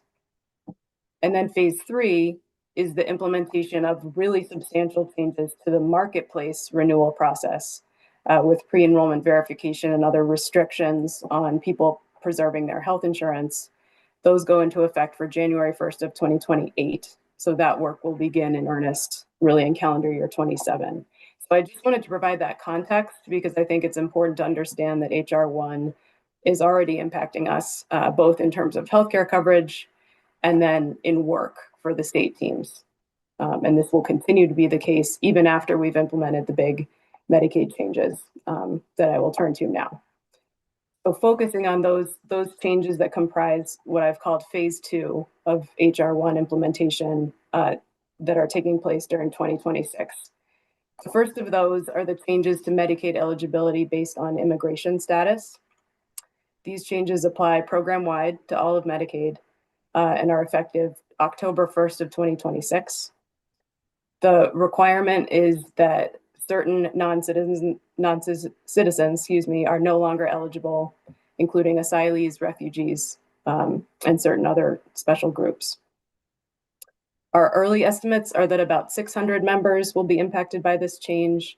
This is actually a really tricky identification for us because currently Vermonters don't have to provide that level of detail on their immigration status when applying for Medicaid. So that will be an area of focus as we plan outreach ahead of that change. And I also want to mention that there's a parallel change for the marketplace eligibility standards in restricting those groups effective for January 1st of 2027.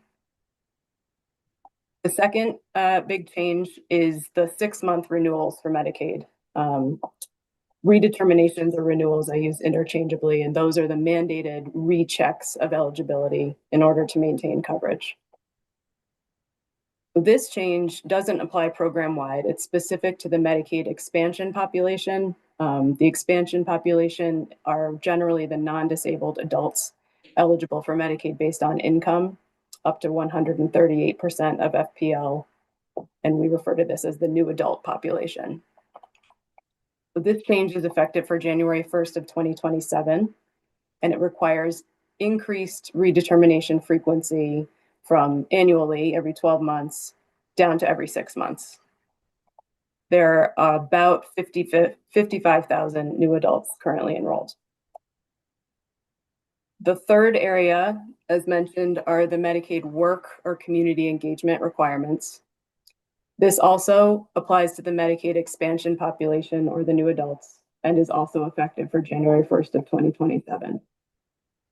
So just in a nutshell, this requires members to demonstrate 80 hours a month of work, community service, or education as a condition of Medicaid eligibility. There are a number of exceptions and accepted populations in the law, like pregnant individuals, medically frail individuals, and those with children 13 or under. And taking those exceptions into account, we think that this change will impact about 30,000 members in terms of additional verification needs in order to maintain eligibility. So all of this together is going to be our work in 2026, implementing these changes, and then most importantly, working to mitigate coverage loss among eligible Vermonters due to these changes. The implementation itself will require IT updates and specifically data sharing to do as much as we can without requiring paperwork from members. And this work is already underway in partnership with other state entities. Once the systems are updated, we're expecting a large uptick in enrollment transactions during 2027 due to the new requirements. So increased redeterminations, obviously, verifications and reinstatements. Overall, we project it's about a 25% increase in the eligibility workload in 2027. Although it presents different opportunities, I would say, this work is similar to what we just completed in restarting Medicaid redeterminations after the long pause during the public health emergency. We learned a lot from that implementation and experience and intend to leverage those lessons in our HR1 work.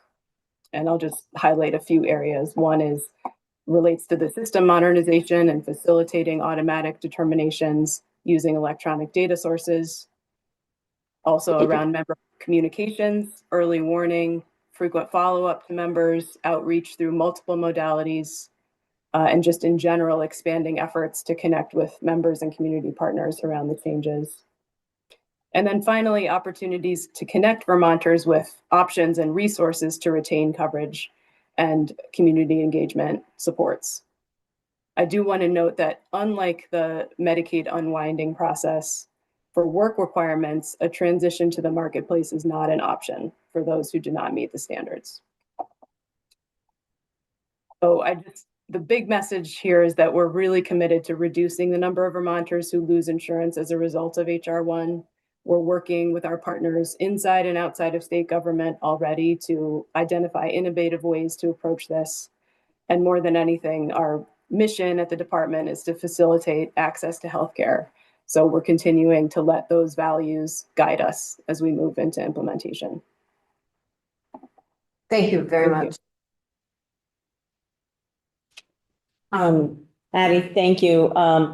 I guess a question around, the sort of group two, that you've just been speaking about in detail.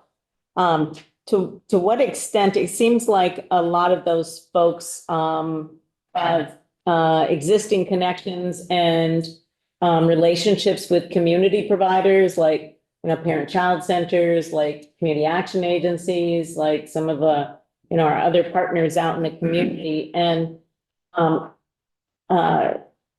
may, in fact, I guess I would say, have a higher level of trust in those, community organizations that they deal with on a more frequent basis, because lots of people at this point in time, aren't trusting government. Let's just put it that way.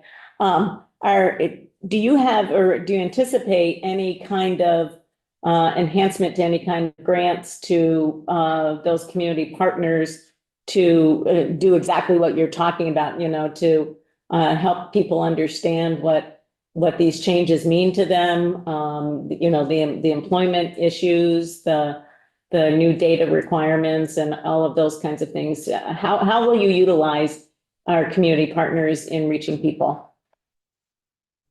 Thank you for the question. I think what I can say at this point is that we've put together kind of an initial proposal as it relates to funding for our sister program and other outreach avenues that we typically engage in to make those more robust.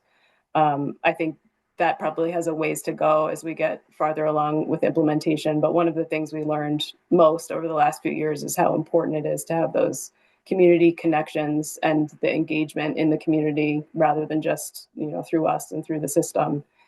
So it's absolutely a priority. So that, I guess what I'm interpreting what you're saying is that you're going through the process of at least making the argument for that in the governor's upcoming budget. That hasn't been finalized and that we won't know about until January. Is that what you're saying?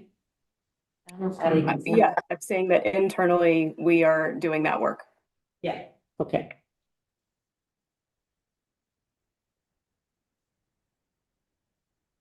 Is that what you're asking? She's sign language in me. Okay, cool. Thank you very much. Really appreciate your time today, Addie. Did you two want to share more about the impacts, just very briefly, about the impacts sort of more broadly on budgets? I think Rosie was planning on joining us from AF. I never see you in real life. Actually, that's so funny. Hi, Rosie. But do you have, that's just from on the AOE side, do you have anything to share about sort of the impact on loss of Medicaid dollars on the AHS side that we should be thinking about now? Like designated agencies, or is that something that you'd rather follow up with next month? Yeah. Great. Thank you. Love that. Thank you. Hi. You're like a person inside a computer for me.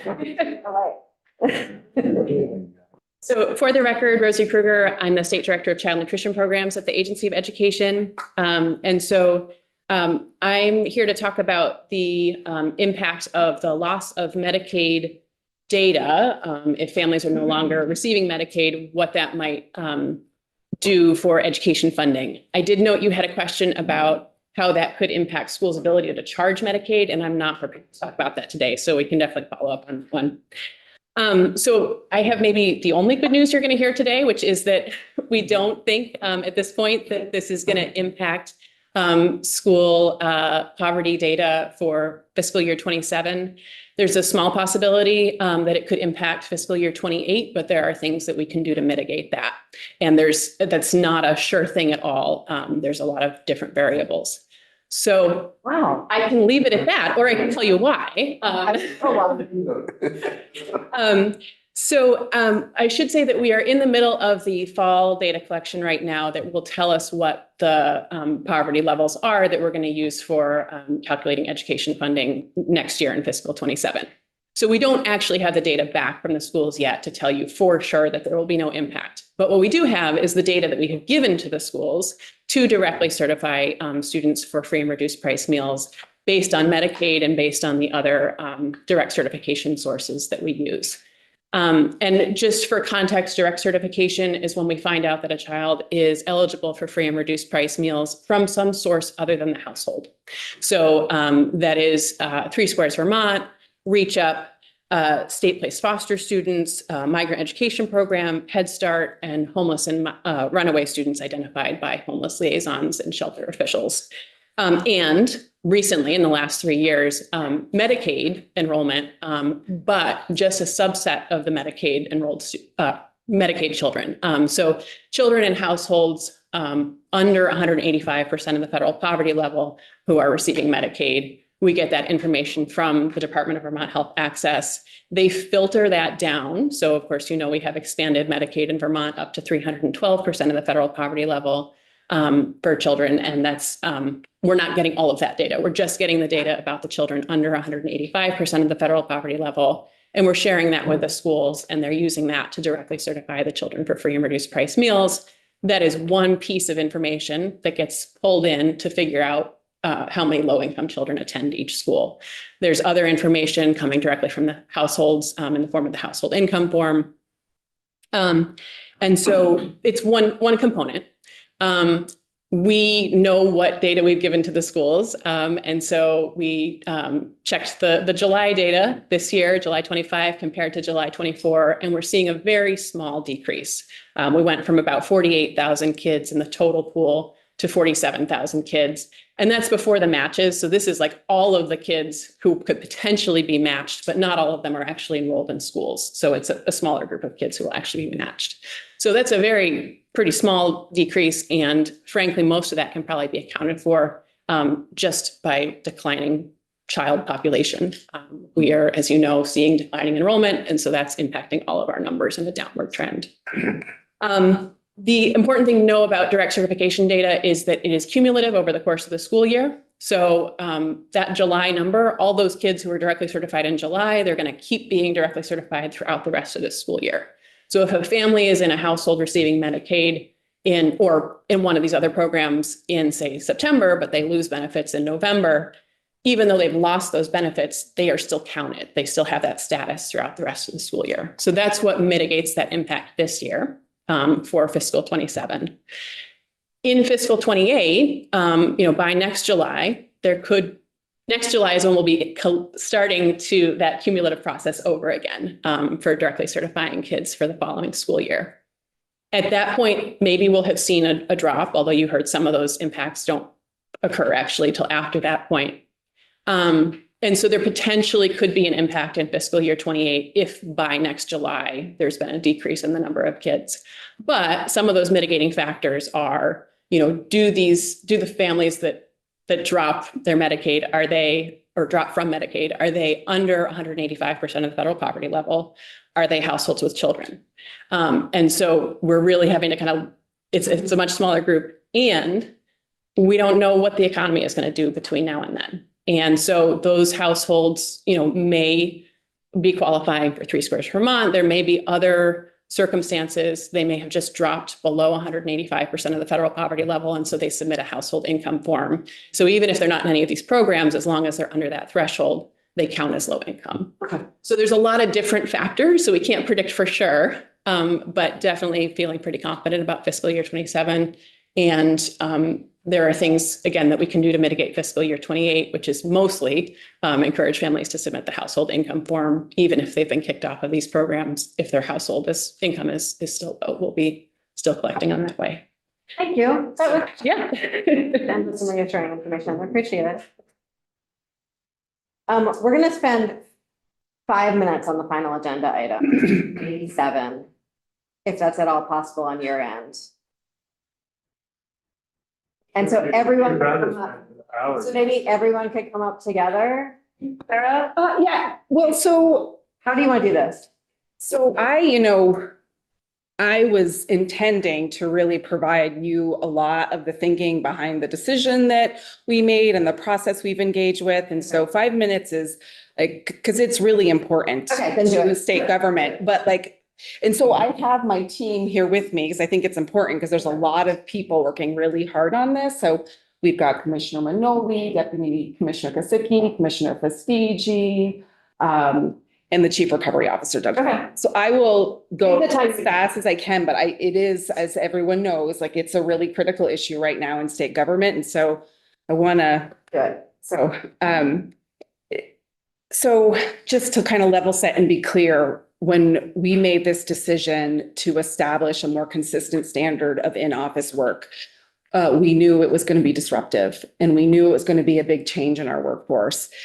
But we thought for the needs that we have communicated, it still really made the best business sense for the state of Vermont, for Vermonters, for our workforce, and kind of the future of how we will be as state government. And that's why we made it, knowing it wasn't going to be easy. And that has proved accurate. And yet still we continue amongst all of the other things that are happening in our world. At the start of COVID, I think many of us were here either legislatively or in the executive branch. We virtually overnight went home for the positions that could. And in my 22-year career, it's something that I'm very proud of in terms of how state government was able to quickly flip a switch and continue to provide services to Vermonters overnight. And we should all be proud of that. All of us did our part in that. And here we are 5 years later. Back in 2021, Secretary Young at the time did try to start initiating getting people back in the office more. But at that time, it wasn't really clear, was COVID over or not over? Can we come back together safely? We had a flood in 2023, a flood in 2024. All sorts of things kind of delayed this decision making. And our workforce, state government, has evolved over time. Vermonters value access to our government. They want to see a visible presence in our communities that we serve and insight into how we collectively work together to support them. It's important for our teams to be together to allow for greater connection across departments and agencies in a way that hasn't been possible in the same manner over the last 5 years. It's the ideas, the innovation, the support, mentoring, knowledge transfer, camaraderie that comes when we are together collectively in person. A hybrid approach that is part of our standard is a compromise. The default position is 5 days in person a week. And as you know, we have many employees that is required of the positions that they are in. Correctional officers, frontline human services employees, BGS maintenance and custodial staff, DMV employees, and others who are already working in person 5 days. However, we have heard from our workforce and understand the benefits of a hybrid work environment, the ability to be in person and be remote. And we have positions that are actually able to very effectively do that. And that's why this standard allows for 2 days at home. 3 days in the office, field, or other location.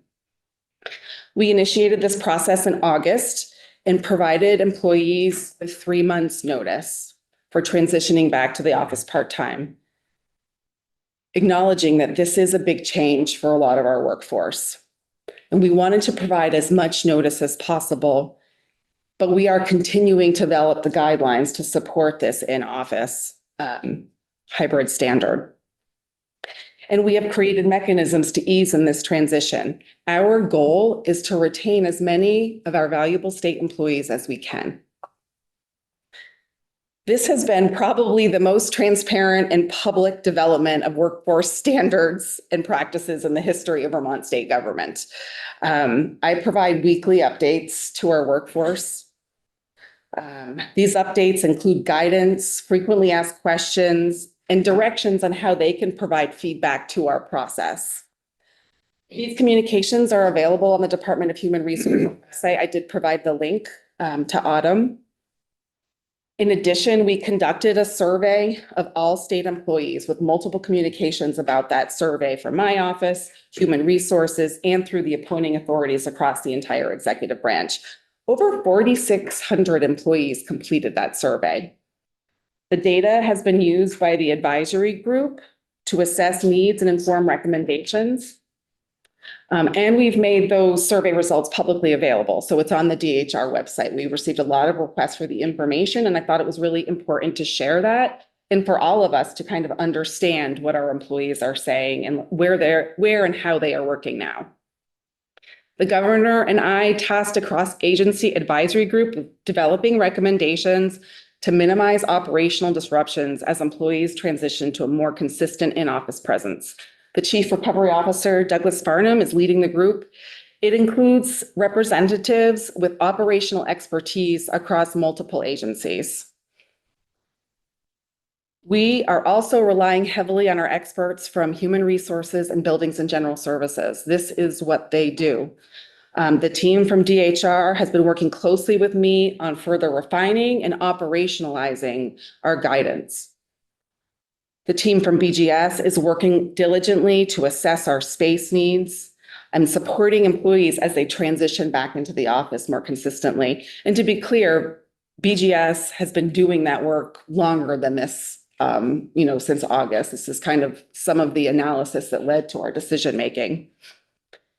So we've designed our guidance with the intention of helping to support our employees through this transition. And there are cases where we understand more time will be needed for this transition. And so we have provided a longer ramp for those transitions. With the goal of creating consistent opportunities across state government, we have set the following path forward for our in and out-of-state employees. For our out-of-state employees, if you are willing to relocate to Vermont, but need time to find housing for your children to complete their school year, we've provided until June 30th of 2026. Long enough ramp, we believe, to accommodate for those items. For in-state employees, we will be considering similar types of items that require additional time to manage. We want to acknowledge that this is a change and we want to support our workforce in adapting. We've created an exception process for employees and appointing authorities for limited exceptions to this standard. This could include military spouse relocation, court-ordered arrangements, relocation for personal safety, and other short-term considerations with time-limited exceptions. For example, got to find childcare, got to find elder care, those types of things. Prior to the pandemic, we actually have an existing toolkit that we use to help manage work and your personal life to find that balance. As a 22-year employee, those are tools that I used over the last 20 years. Last year, I never missed one of my son's senior year sporting events, never, which I can tell you is very hard. I never missed it. So these types of tools include our telework agreement, alternate work schedules or a flex schedule, reasonable accommodations, and other items. But I wanted to highlight a few that we are pushing out, reminding our workforce about what is available to them. The team at BGS, as I said, has been working diligently to assess our space and any other potential needs as we bring our workforce back together. Our buildings are ready to accommodate increased in-person work. But there may need to be some modifications made. There may need to be adjustments. And so we are working on identifying what those items are and making sure that we're ready. I do want to acknowledge the Agency of Human Services has a unique situation with the closure of 108 Cherry Street. If you recall, we closed that building, we put it up for sale. The health department employees moved primarily to the Waterbury complex. That worked because we were still much more remote than we were in person. And so that is a situation that we're going to have to address in collaboration with the Agency of Human Services, BGS, and my team. And we will proceed accordingly once we have those recommendations. We anticipate that costs associated with the hybrid work standard will be paid in a way that's consistent to how we cover any sort of normal financial considerations that rise up and that we'll be looking to manage within budgets, and addressing with additional resources as appropriate and as needed. But it's important to acknowledge, though there may be some minimal additional costs, the costs that we're paying right now to maintain buildings that are largely vacant much of the time is something that collectively as a state for Vermonters, I don't think we can support in the same way. So I want to close by acknowledging how I personally am excited for this transition. I get energized by being in person with my colleagues, problem solving, getting to know them in ways that aren't the same on Teams. Not to say that it can't happen on Teams or Zoom, but it's different when you're in person. And I'm excited about that for myself and for all of state government. I view this as we're setting the standard for what the future is going to look like. And it's really critical that we get it right, and that we move forward. I also want to acknowledge, I know this is a big change for some of our workforce and that change can be challenging. It is for me. My son's in college. I have empathy for what they're going through and I want to support in any way that I can. Which is one of the reasons why it's hybrid. It's 2 days at home, 3 days in the office, field, or other location. I believe this truly is a balanced approach that's designed to capture the benefits of flexibility and in-person collaboration. I know that was a lot, but I really wanted to lay the foundation for what we're doing. Thank you. Thank you.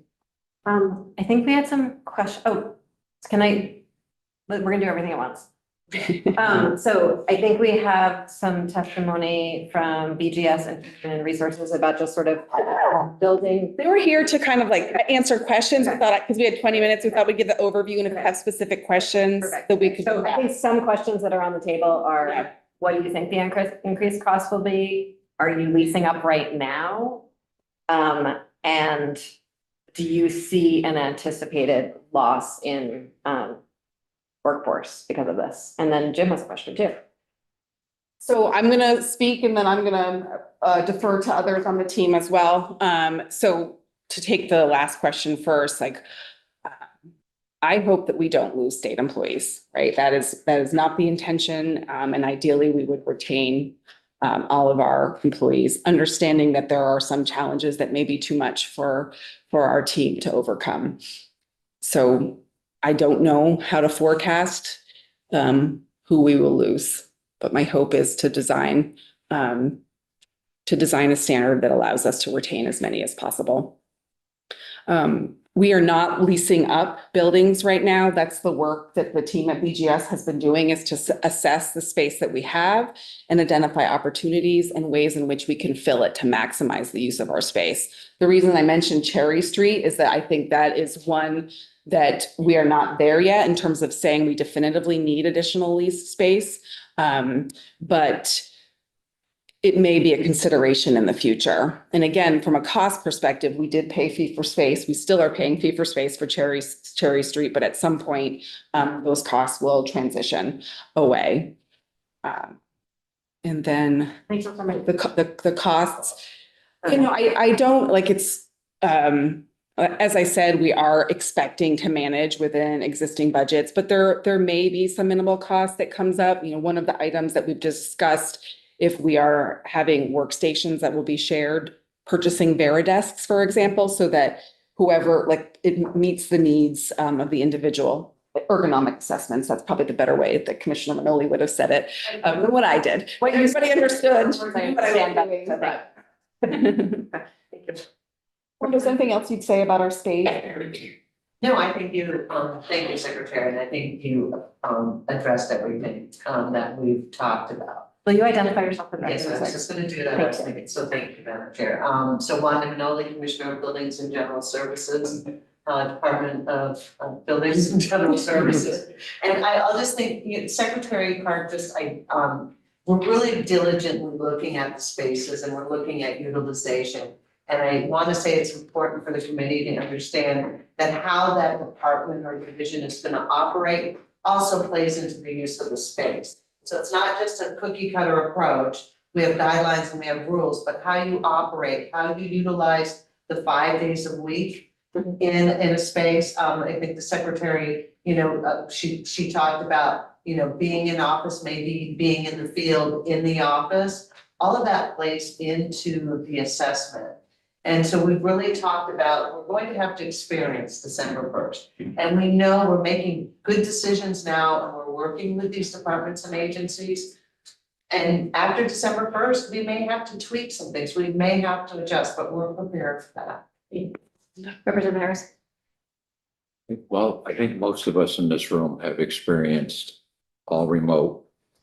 And now we're all in person with the exception of some hybrid. Some of our members had pre-planned obligations. So it's good to have that option. And I could not go back to legislating all remote. I just couldn't do it.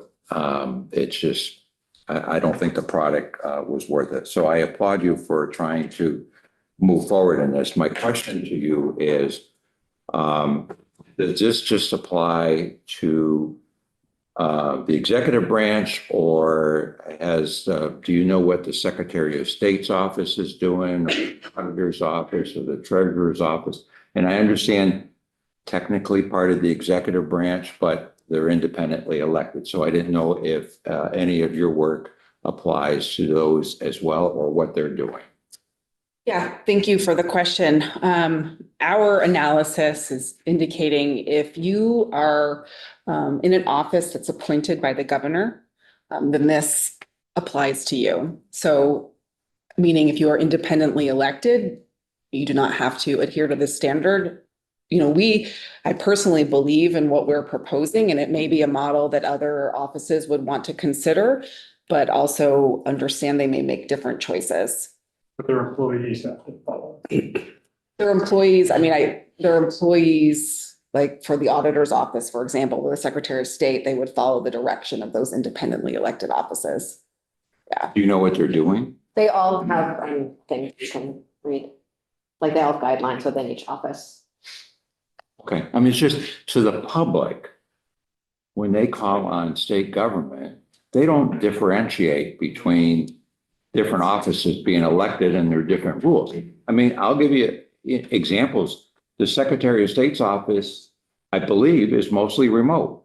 And you'll call them, and I have, with a question, they will get back to you, but it's usually the next day because you have to leave a message. And I don't know if that's still the case, and maybe I'm going back. Auditor doesn't even have it. So I don't want to ask Secretary Clark to speak for the independently electeds, and they're not here. Because I didn't ask them to come in and testify about this, because they haven't. Okay, thank you. Yeah, but we can do that at a future meeting if necessary. Yeah. So I can appreciate the struggle, and I much prefer working in person, but can also work remotely.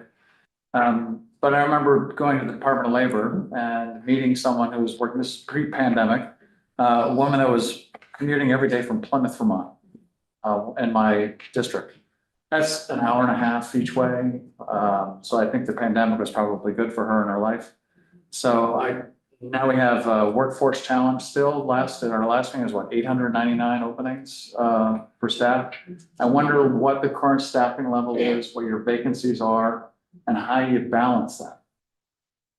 Yeah, and I may phone a friend for specific information, Commissioner Vestigi, about our current vacancy rates.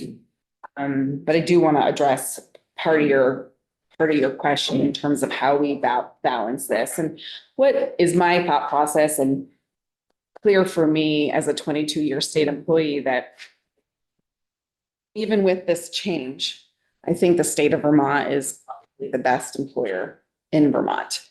I admit I'm biased and I haven't worked anywhere else in the state of Vermont since I guess college when I worked for a temp agency. But I have worked a lot, for the federal government, and I worked in the private sector briefly. And I just think the combined, both from like for me, and being a civil servant carries great value. Being able to serve the state that I love and Vermonters has a lot of value to me. And I think to a lot of our workforce as well. I also think when you look at the benefits that we provide, health insurance, we just heard a lot about people that will have pretty challenging circumstances moving forward, a pension, and the kind of work-life balance that I think this standard will provide going forward still makes us a very favorable employer in the state of Vermont. I don't know, Beth's probably pulling up the workforce report back there. And maybe what we can do is provide the workforce report, which is something that DHR. That would be great. That has lots of great information, including our vacancy rates. And we have a dashboard. I think it's even real time. It's pretty awesome. So we'll share that with the committee. Yeah. I'll be quick. A few things I've heard from constituents is one about the visible presence in the community, which community. They're more visible in their home communities when they don't have the community. And then I think it's important on who will have the authority for the accommodations. Yeah. Like, is it their supervisor or commissioner, or does it have to go to a statewide? I think there's just really value in what I'm hearing from constituents, feeling that there's so much variability in the work that the divisions and departments and agencies do, that more controlled by those folks that know about it is going to be better and serve the state, and we will have less people have to leave. And there's some jobs, like where I work, you're not going to find another nuclear engineer if we have to get rid of that guy, because he's not going to move to Vermont. So there's definitely a lot of nuclear engineers down my way. They're all gone.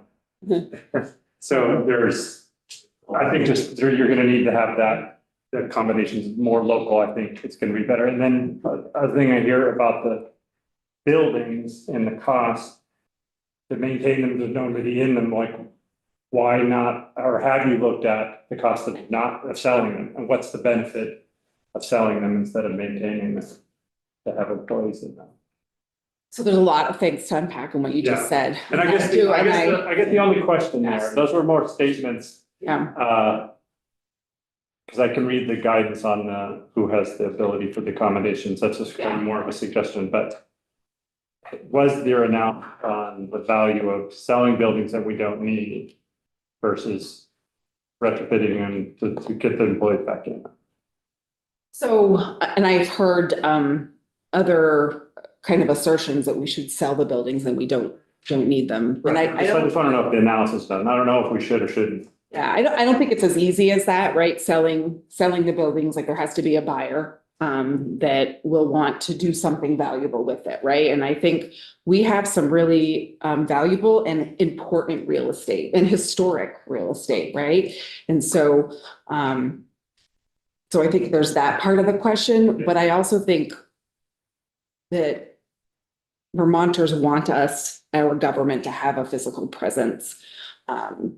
And it doesn't just have to be in Montpelier and Waterbury. We actually are spread throughout the state. BGS has this great map of all of our locations around the state. And it's really impressive in terms of where our reach is. It's not just these big kind of core communities.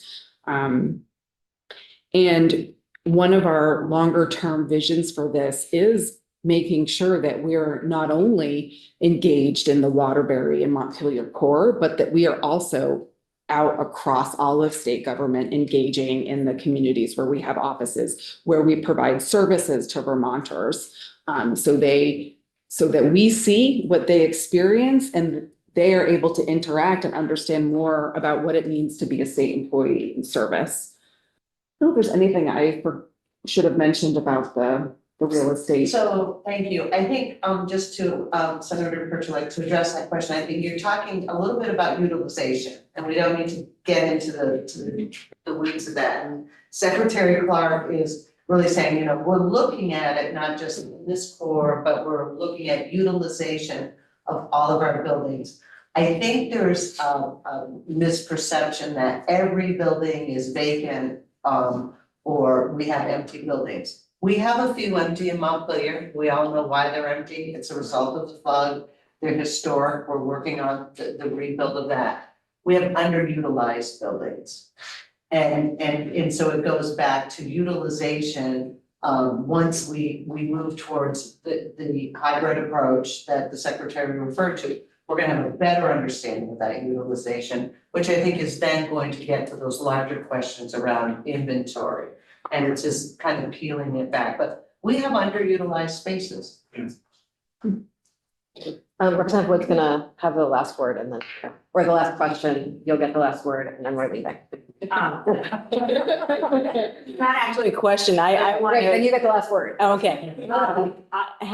I want to express appreciation for the fact that we are working on a statewide approach, and that the department by department, office by office approach, while I recognize it was something that was, maybe necessary at one point in time, has, in the world that I deal with in human services, has caused all sorts of havoc. And so I appreciate that, we're looking at something that's consistent, and the proof will be in the pudding in terms of how the exception process works and whether people feel like those decisions are fair and equitable. So I just wanted to say that, because I think if we were looking at rolling back the clock 5.5 years ago, okay, and if we said, we're going to implement a process where you have 2 days a week where you're able to work remotely, people would be jumping for joy.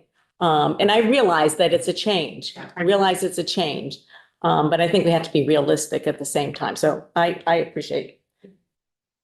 Thank you very much for your entire day. Meeting me. In the middle of a lot that you're doing. Yeah. So thank you, everyone. Meeting adjourned. I just want to remind people while we're still live, there are 3 reports that we received this month. If anyone wants testimony on them for November's meeting, please let me know.